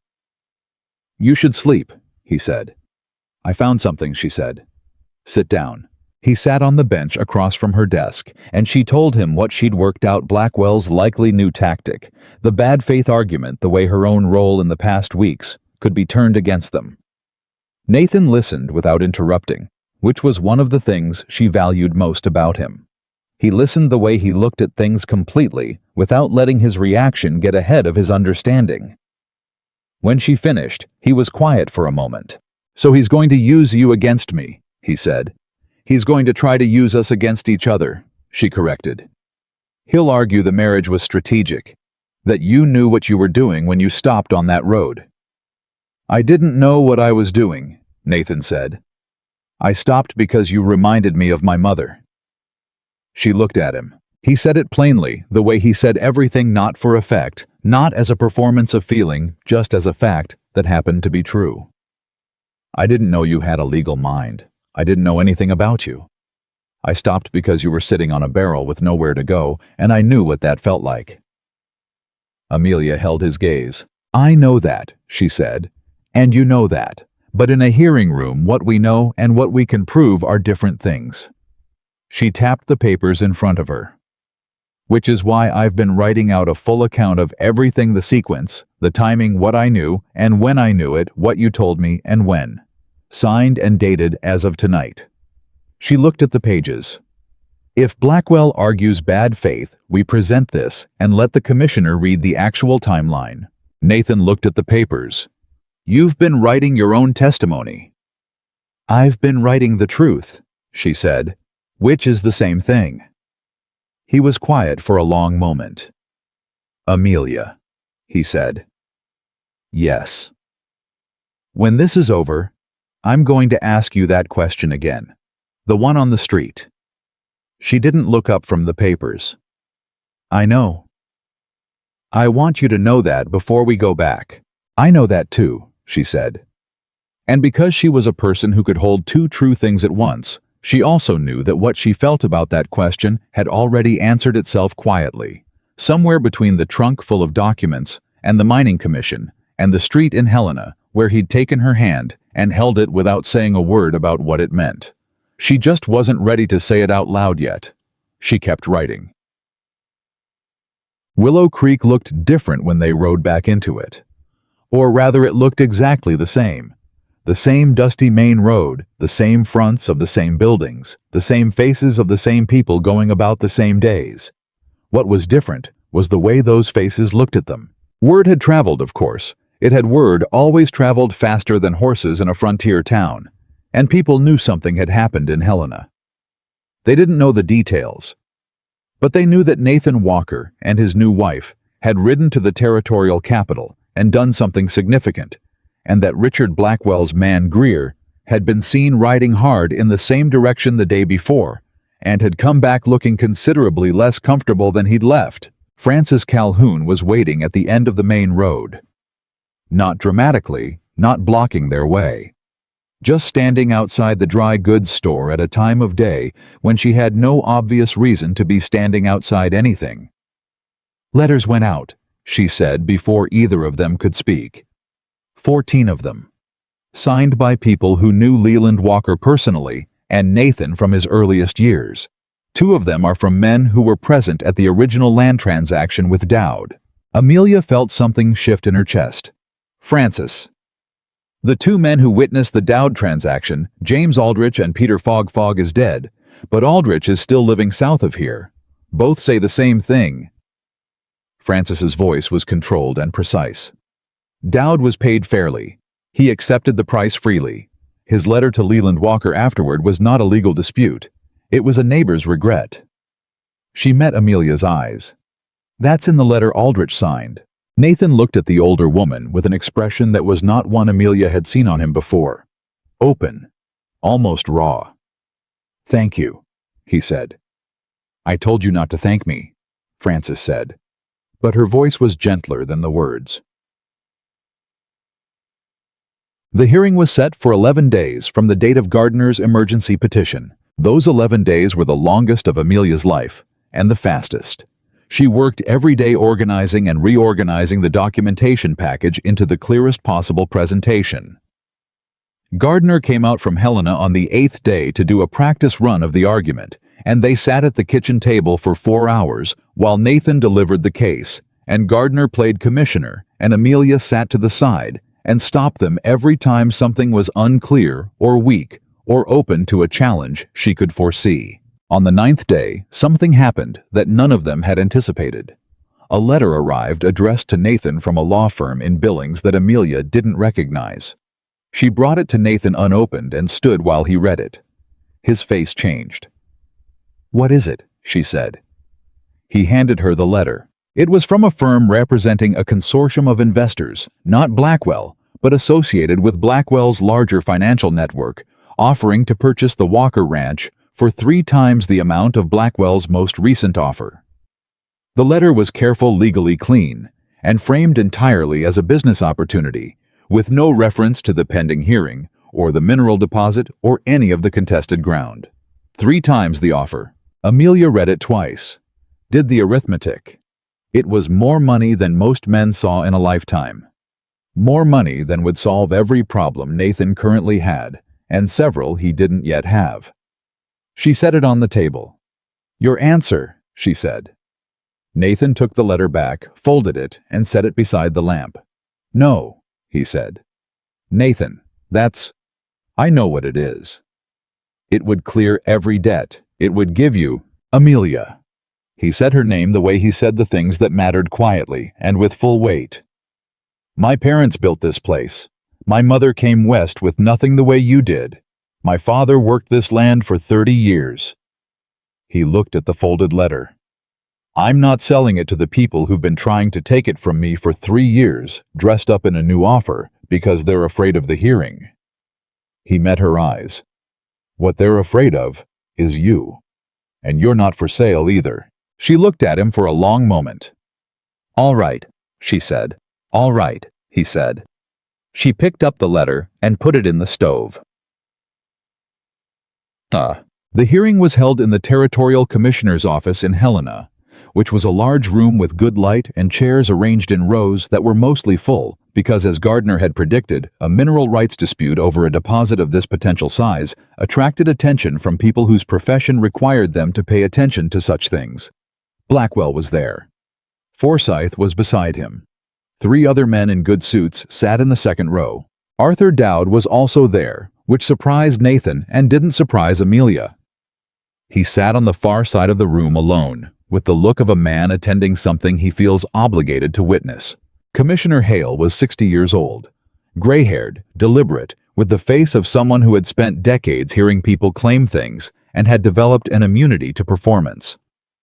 He read the documentation package for 25 minutes before the hearing formally began, during which the room was very quiet. Gardner presented the case cleanly and in the order Amelia had designed the original patent. The boundary correction, the illegal survey, stakes the mineral claim, filing the sequence of Blackwell's escalating pressure, and the documented timeline of events. He was good. He'd taken the argument in and made it his own, which was what Amelia had wanted. Forsyth presented his counter-argument with professional fluency. The boundary question. The original purchase agreement and its reversion clause. The suggestion, phrased carefully with deniability, built into every sentence that the marriage between Nathan Walker and Amelia Carter had occurred with suspicious speed and convenient timing relative to the legal dispute. Amelia sat in the gallery beside Nathan and did not react to this. She had written out every word of her response to it and given it to Gardner 3 days ago. Gardner waited until Forsyth was done. Then he presented Amelia's written account. He read it aloud in full. The sequence of events. The exact date she had arrived in Willow Creek. The exact date Nathan had stopped his horse on the road. The exact date she had found the survey document in the trunk after the marriage, after a week of working with the records, and what she had done with that information immediately upon finding it. The conversations with Nathan. The timeline of every decision documented in her own hand, dated and signed. Then Gardner presented Francis Calhoun's letters. All 14 of them, the 2 from witnesses to the original Dowd transaction, establishing that James Dowd had sold freely and had been paid fairly. Then he presented Arthur Dowd's letter, withdrawing from the reversion clause arrangement, and stating in his own words the nature of the arrangement Blackwell had brought him into. The room was extremely quiet. Commissioner Hale looked at the documents for a long time. He looked at Forsyth. "Counselor," he said, "your bad faith argument requires the court to accept that Mr. Walker recruited this woman, a stranger, with no prior connection to the territorial land system, specifically to construct a legal defense before the pending legal challenges had even been formalized." He set down the papers. "The timeline in this account does not support that. The marriage predates the illegal survey activity on Walker land. The document review was initiated as ordinary household management, not in response to any known threat." He looked at Forsyth over his glasses. "Do you have any evidence to the contrary?" Forsyth began to speak.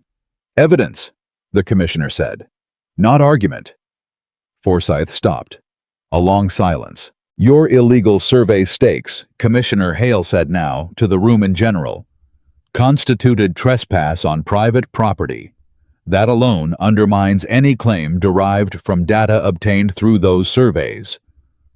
He looked down at the mineral claim filing.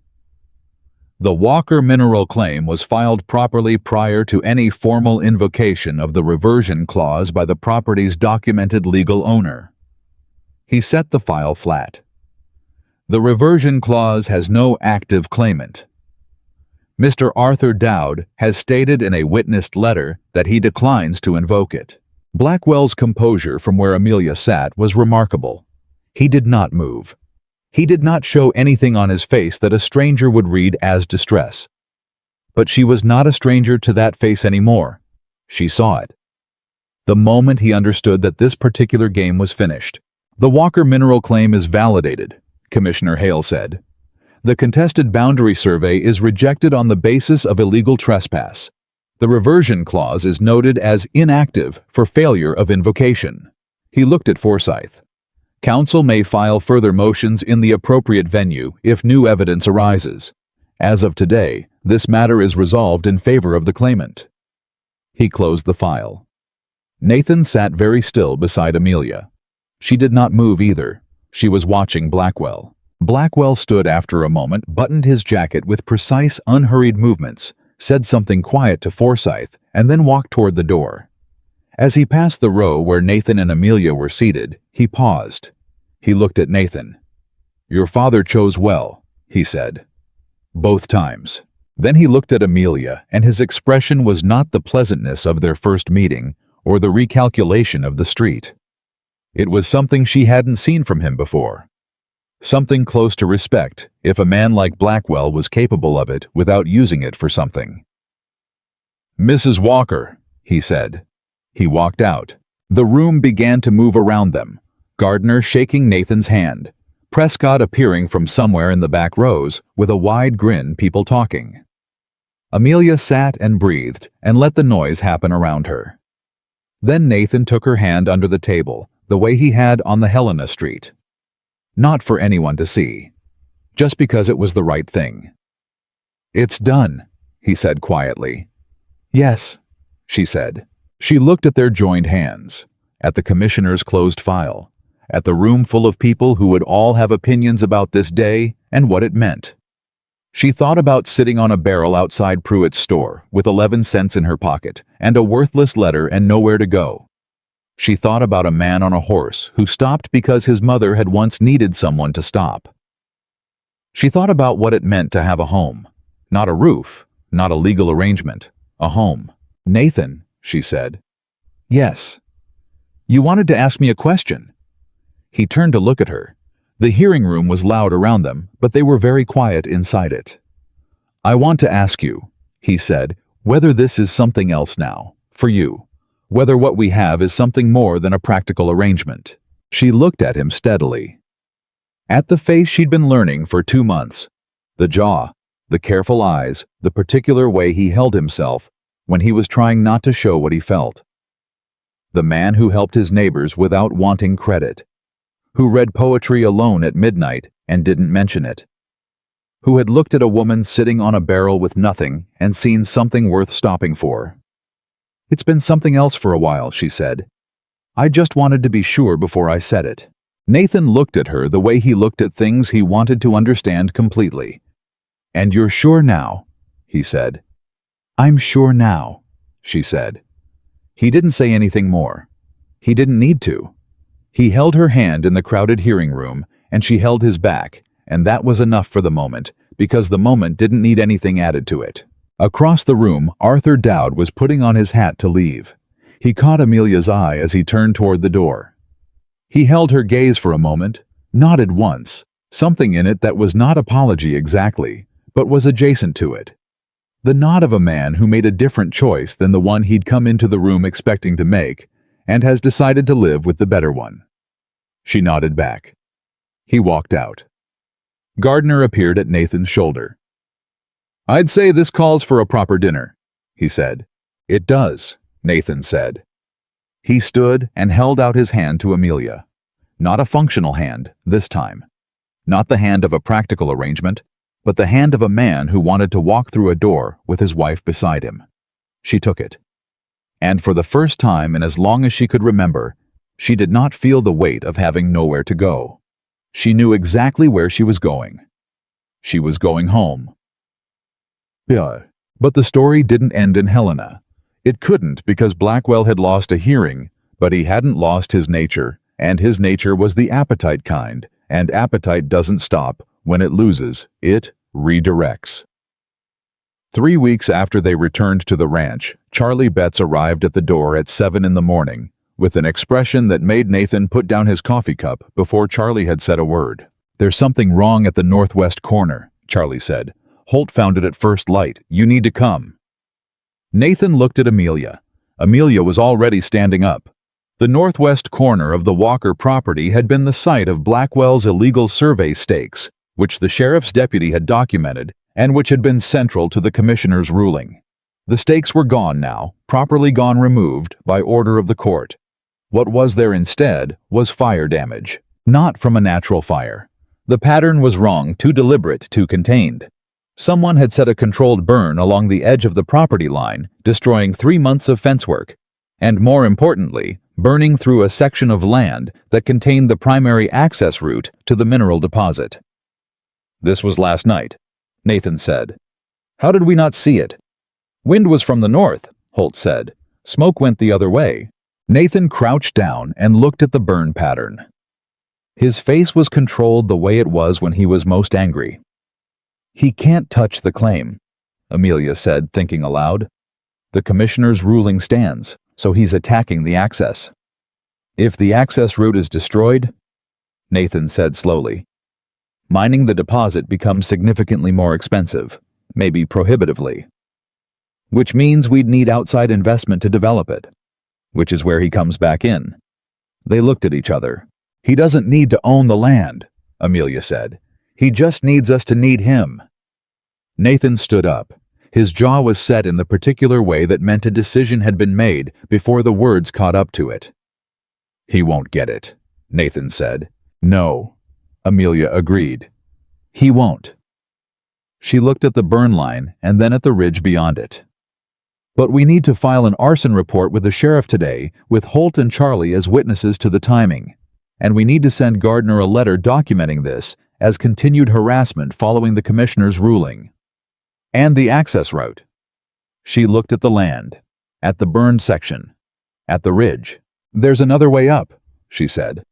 "I've seen it on the survey. It's longer, but it doesn't cross through this section." She turned to Holt. "Can you ride the northern fence line and tell me if there's a path that comes up through the Aldrich property border?" Holt nodded and went to his horse.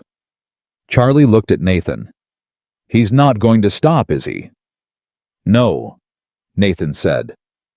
Charlie was quiet for a moment. "What do we do?" Nathan looked at the burn line.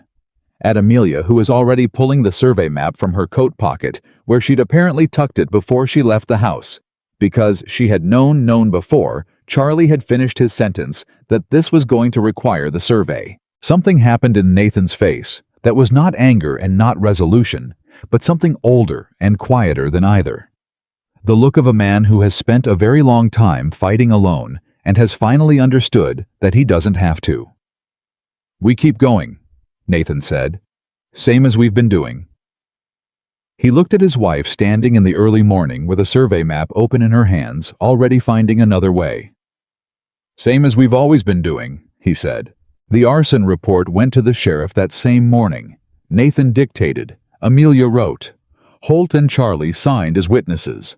The sheriff, a man named Dugan, who had been in Willow Creek longer than most of the buildings and had the measured caution of someone who understood exactly how much power Richard Blackwell carried in this territory, listened to everything, looked at the burned documentation, and said he would investigate. "Will he?" Nathan said on the ride back. "He'll file the report," Amelia said. "Whether he investigates in any meaningful way depends on how much he thinks Blackwell is still dangerous." "And how much does he think that—" "Right now, probably still quite a lot." She folded the survey back into her coat. "Blackwell lost a hearing. He didn't lose his money or his connections. Dugan knows the difference." Nathan was quiet for a moment. "So we're on our own." "We've been on our own," she said. "That hasn't changed.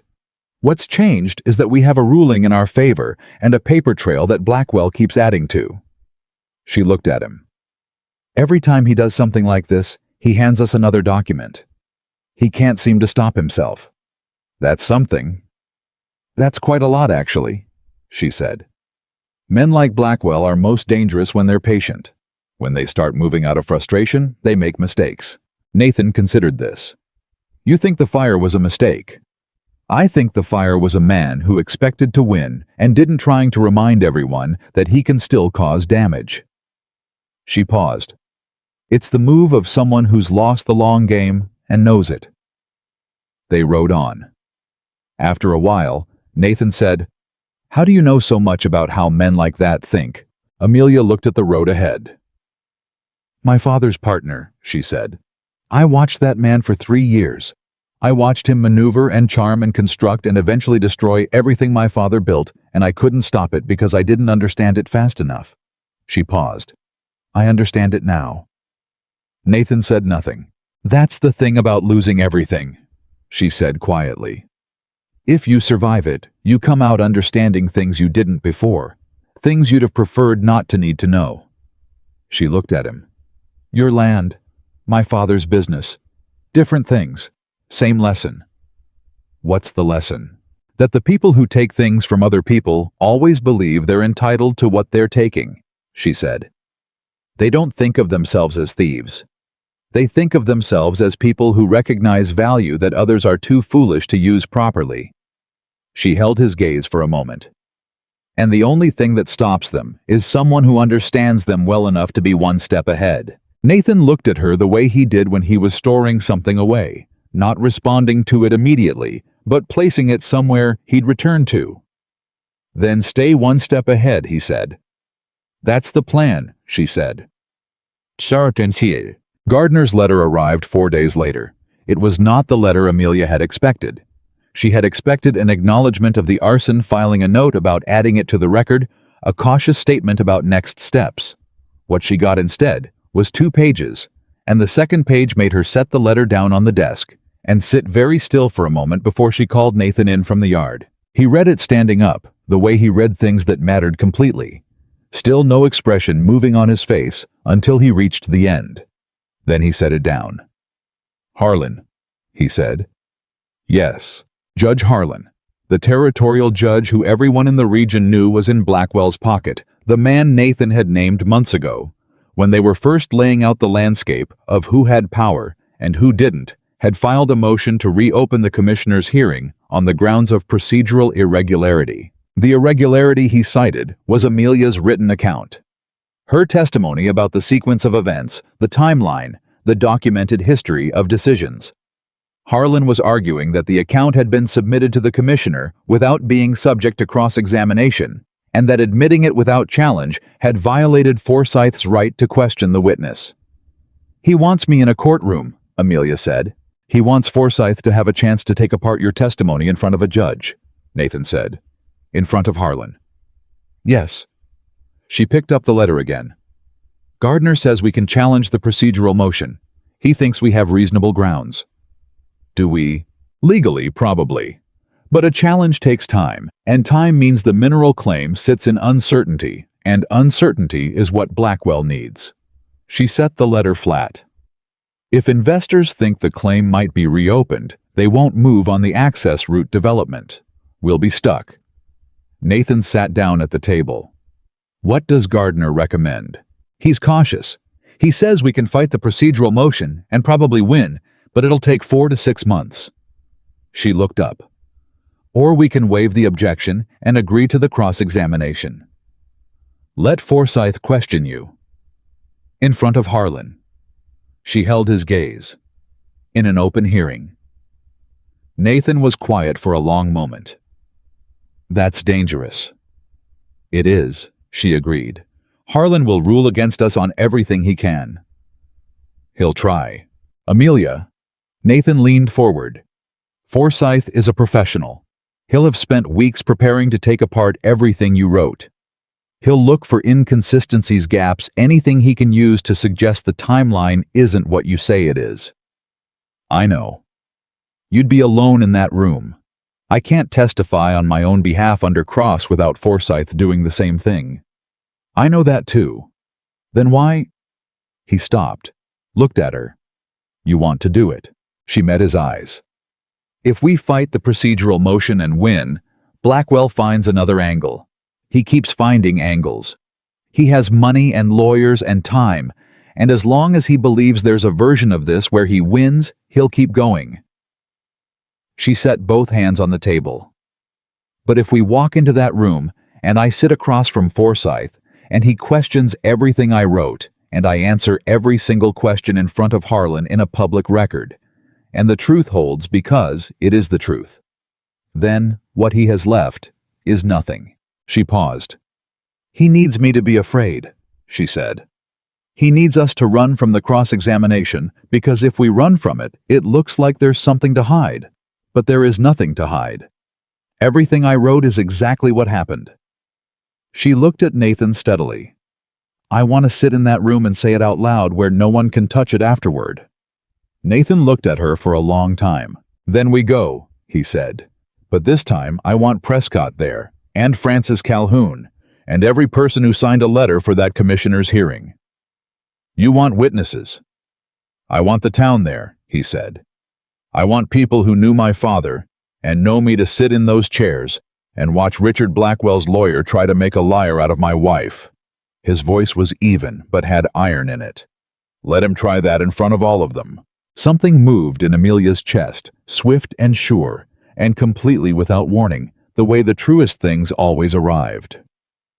"Write to Gardner," she said when she could trust her voice. "Tell him we accept the cross-examination."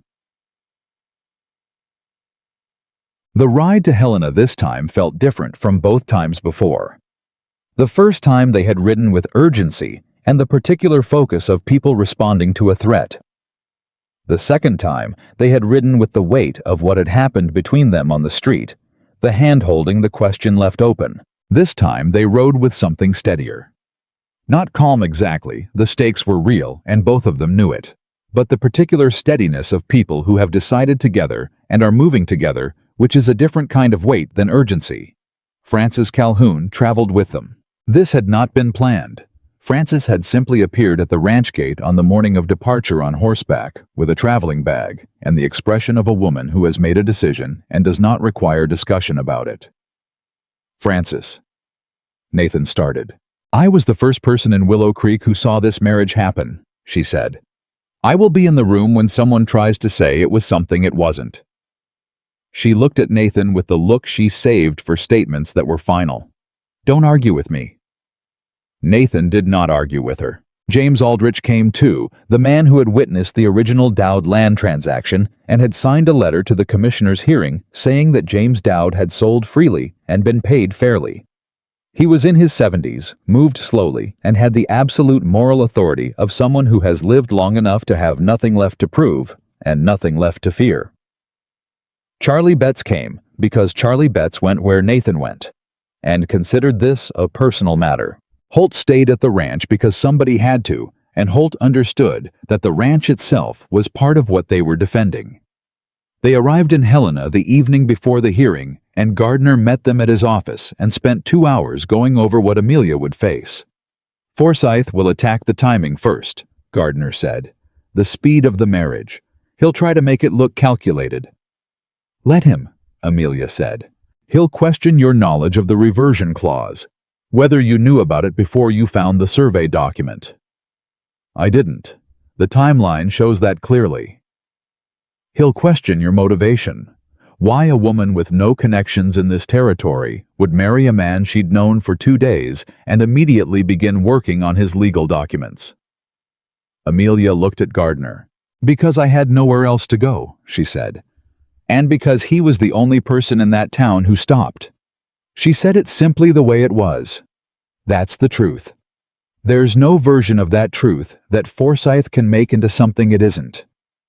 Gardner looked at her for a long moment. Then he looked at Nathan. She'll be fine, he said. I know. Nathan said. Sure junk.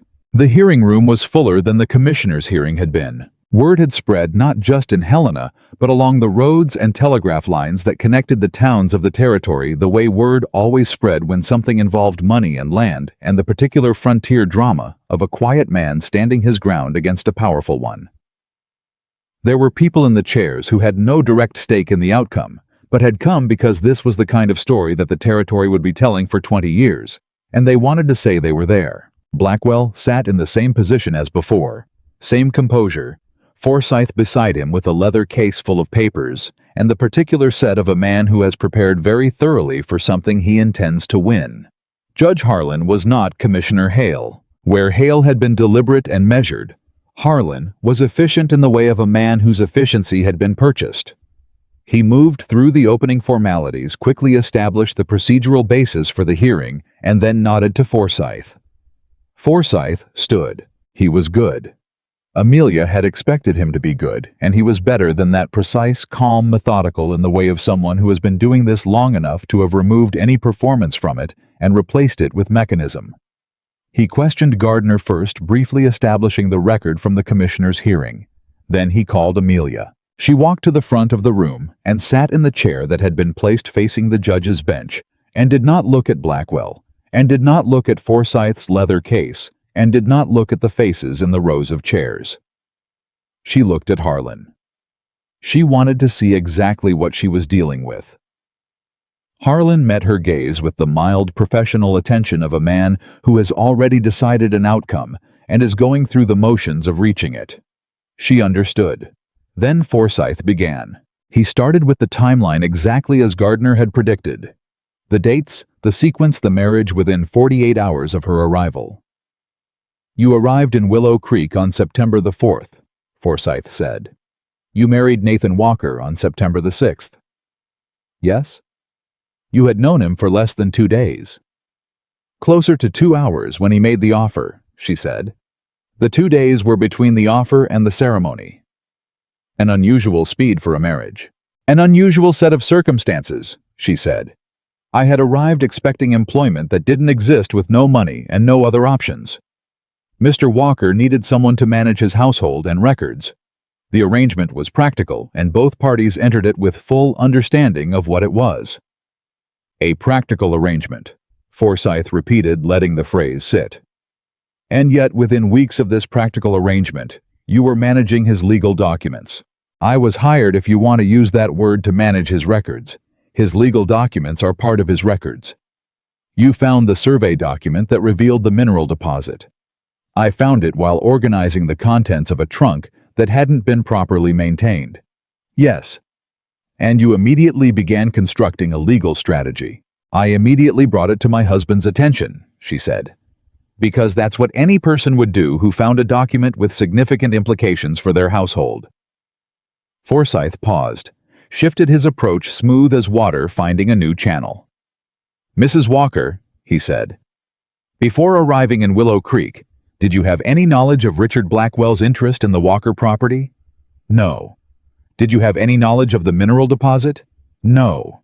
Did you have any contact with anyone connected to this dispute before your arrival in town? No. Yet within 2 months of your marriage, you had identified the primary legal vulnerability in your husband's land claim, constructed a response to it, traveled to Helena, persuaded a witness to withdraw from a legal arrangement. I presented Arthur Dowd with the facts of his situation, Amelia said.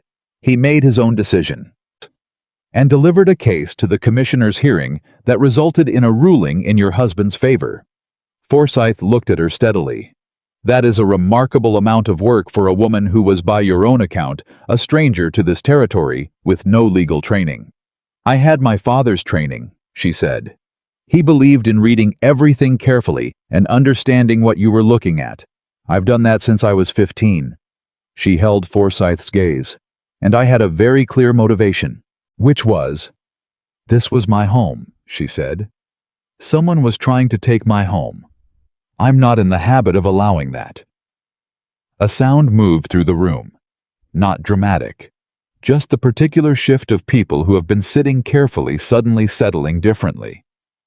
Forsyth moved to his next prepared question. Mrs. Walker, the account you submitted to the commissioner, the written timeline of events, was prepared by you alone.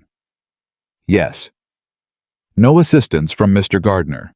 I showed it to him after I wrote it. He suggested no changes. And you composed it in a single night. Yes. With no reference to legal precedent or procedural guidelines. With reference to the truth, she said, which I didn't need guidelines to remember. Forsyth looked at her for a moment. She could see him recalculating, not dramatically, just the small recalibration of a man who has found that a witness is not going to give him the hesitation or contradiction he'd built his approach around. He tried 3 more angles. The rumors from Columbus, she answered them plainly, naming them as rumors, naming their source as people who had needed someone to blame for her father's business failure and had chosen her. The question of whether she had coached Arthur Dowd, she answered that she had given him information and he had drawn his own conclusions.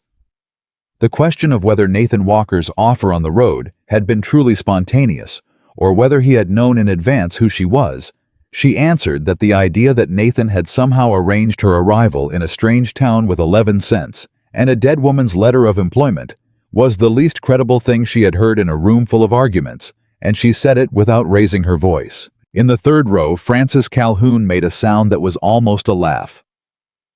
Harlan looked up at the room. The room went quiet. Forsyth looked at his papers, looked at Amelia, looked at his papers again. No further questions, he said.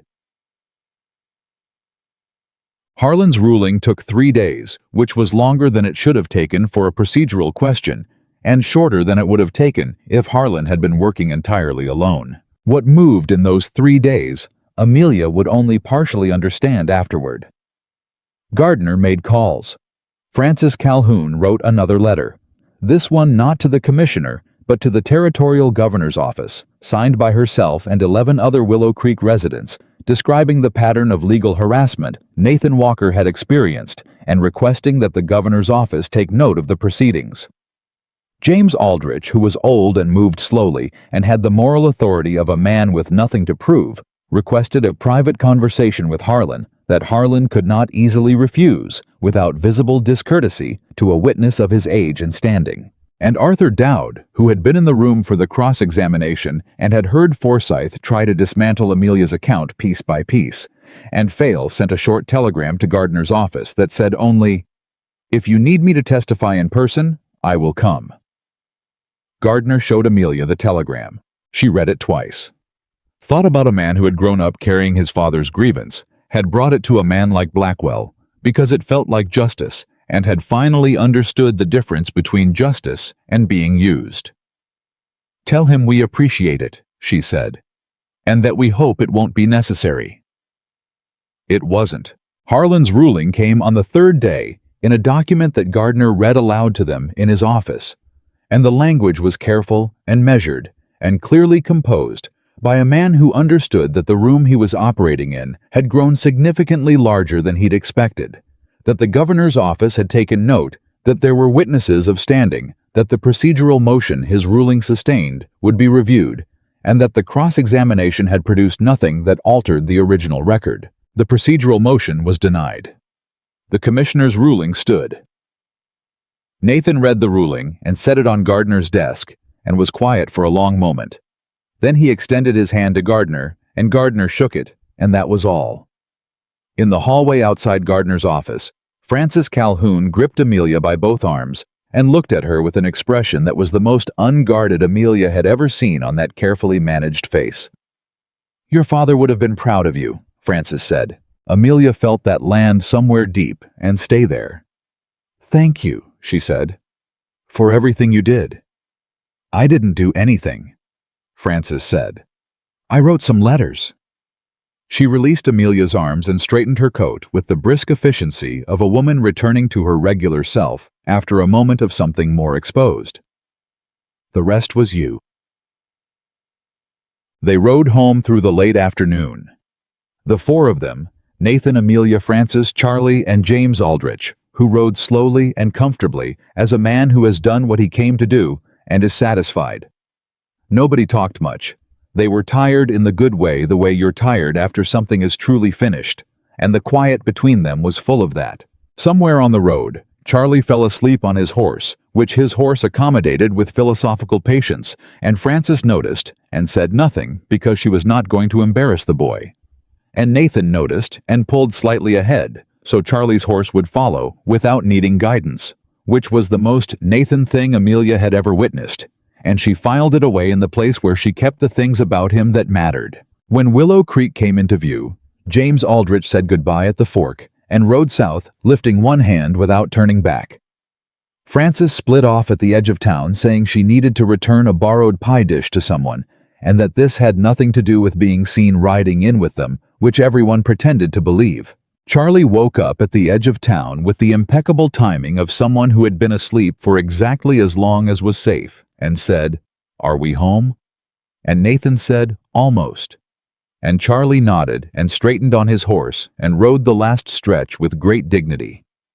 Nathan and Amelia rode the last 9 miles to the ranch alone. The sky was doing what Montana skies did in the fall, going through every color it knew in the space of half an hour, like it had something to prove before dark.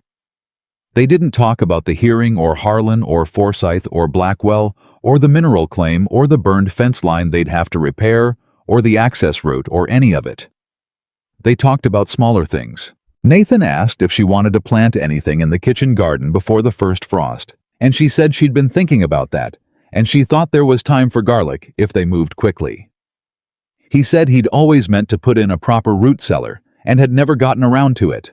She said that was something they could do in spring if they planned it right. He said he supposed they could. The ranch came into view, and Holt was at the gate, which was not typical of Holt, who generally expressed concern through action rather than presence. He stood there with his hat in his hands, looking at them with the expression Amelia now recognized as his version of relief, which on another man would have looked like weeping. "Well," he said. "It's done," Nathan said. Holt put his hat back on, turned around, went back to whatever he'd been doing before without another word. Charlie looked at Amelia. "Is he?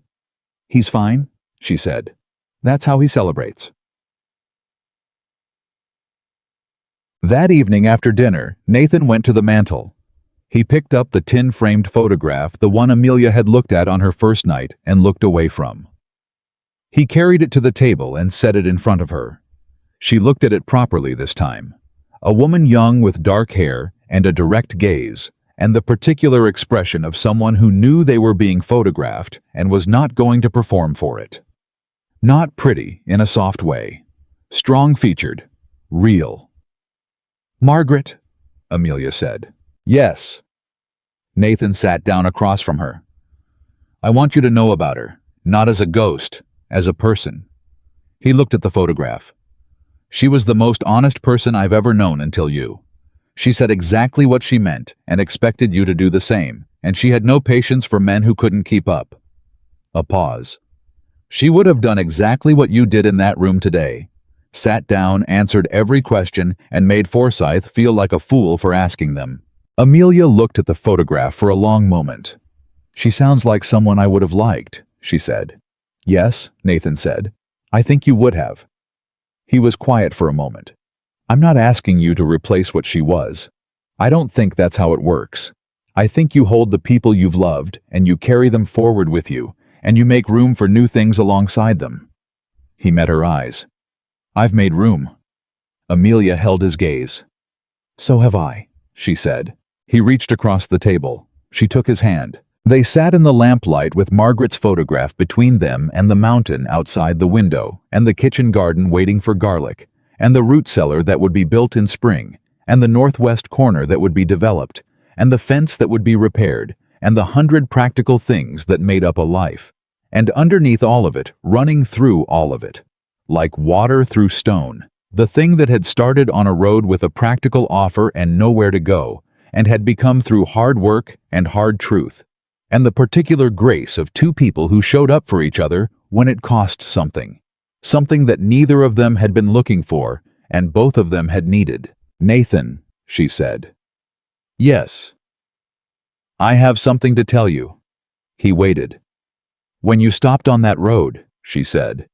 When I saw you reach down your hand, I thought it was the end of something, the last thing left to try. She looked at their joined hands on the table. I didn't understand until much later that it was the beginning. Nathan looked at her with the full, unhurried attention he gave to things that mattered. When did you understand, he said. She thought about it honestly, about the midnight coffee and the survey map and Helena and the hearing room and his hand in hers on the street and the letter from Billings that she'd burned in the stove. The letter, she said. The one from Blackwell's consortium. When you said no before, I could finish reading the number. She held his gaze.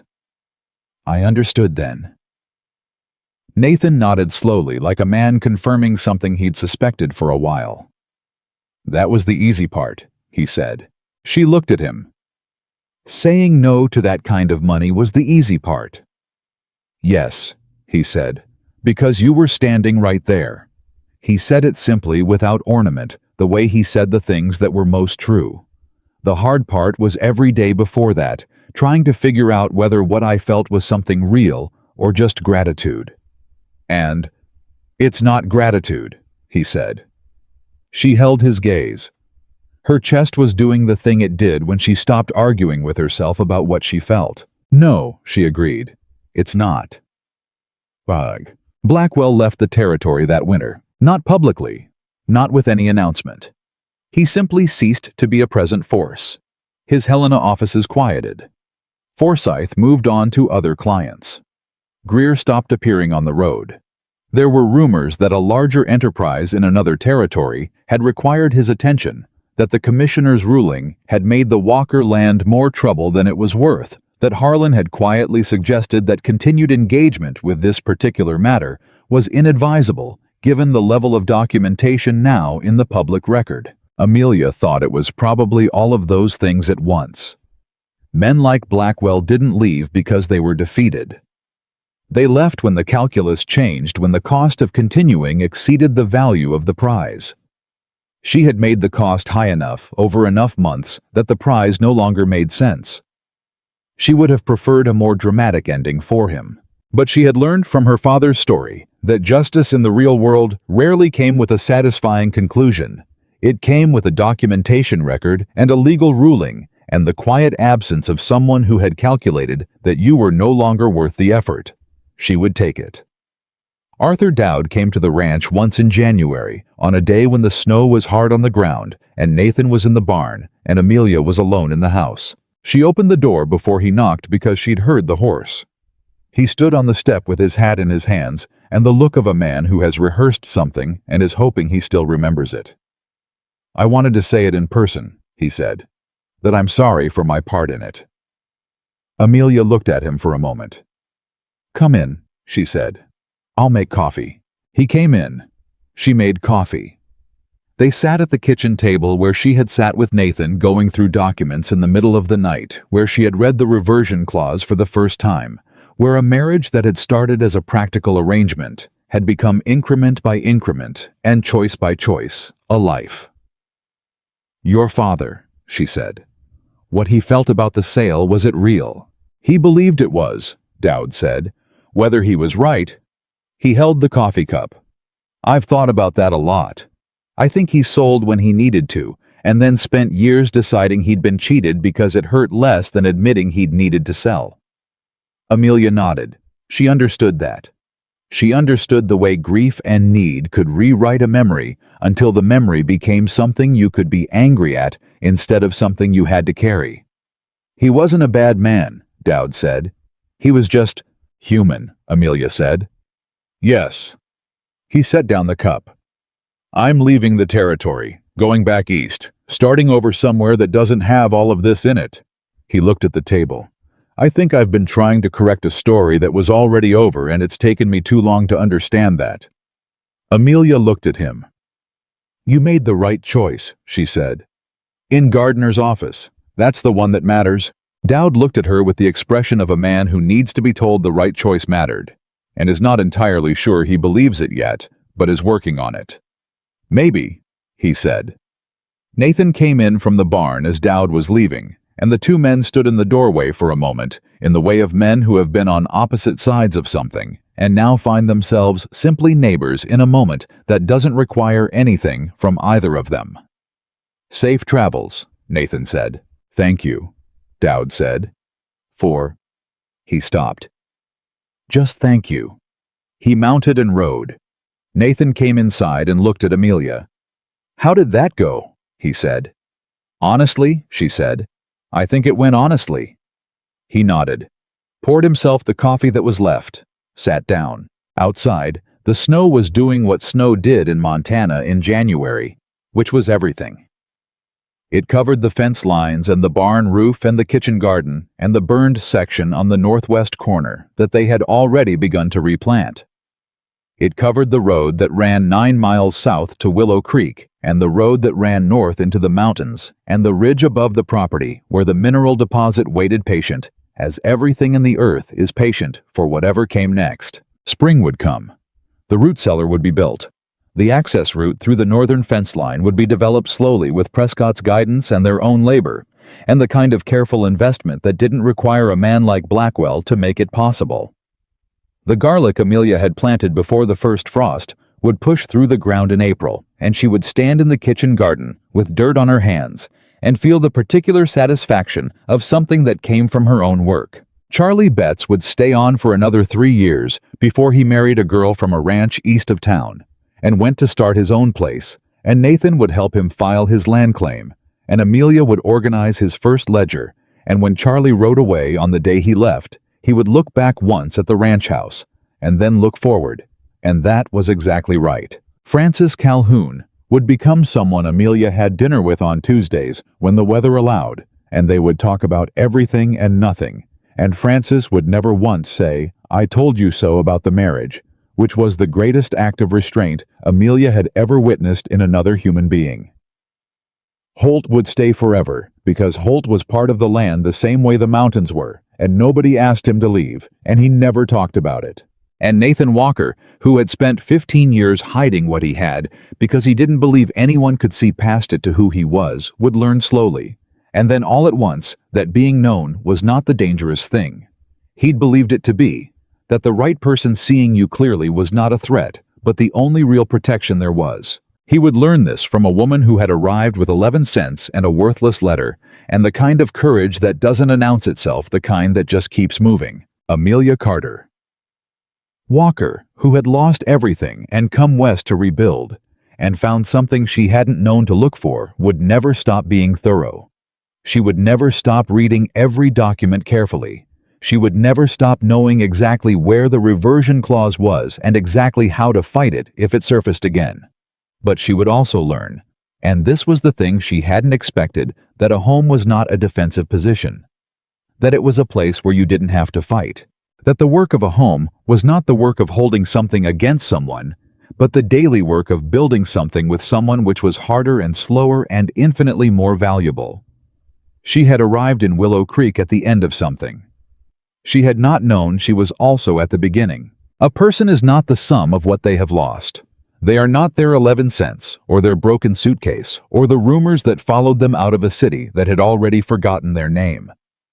They are not their worst moment, or the door that closed in their face, or the letter that turned out to mean nothing. A person is what they choose to do at the edge of everything, when the road runs out and the money is gone, and the only thing left is who they are when none of the other things are holding them up.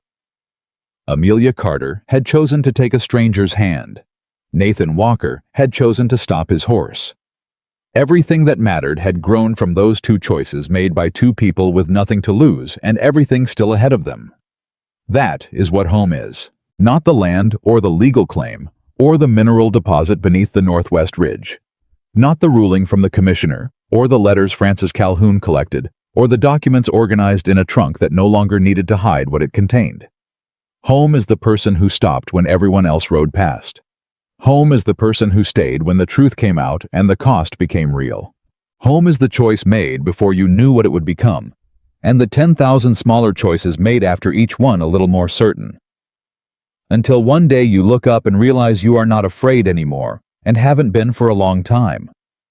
And the life around you is built so solidly from truth and work, and the particular grace of being genuinely known that nothing Blackwell or anyone like him could have taken it from you, even if they'd tried harder. Nathan Walker had offered Amelia a roof before dark on a desperate evening.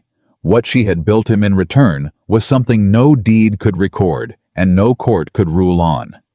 She had given him back his own name. Not the name Blackwell had tried to make into a legal weapon. Not the name the town had written off as a poor mountain cowboy with a stubborn streak, but the name as it actually was, a man of worth, of quiet decency, of the kind of loyalty that doesn't require an audience, and he had given her something she had not known she was still capable of believing in. The proof that a person could lose everything and find on the other side of the losing something realer than what they'd had before. They sat at the kitchen table in January, with coffee going cold between them and the snow outside, and the mountain above them, and the life they had built around them, and neither of them needed to say anything about any of it, because it was already said in every true thing that had ever passed between them.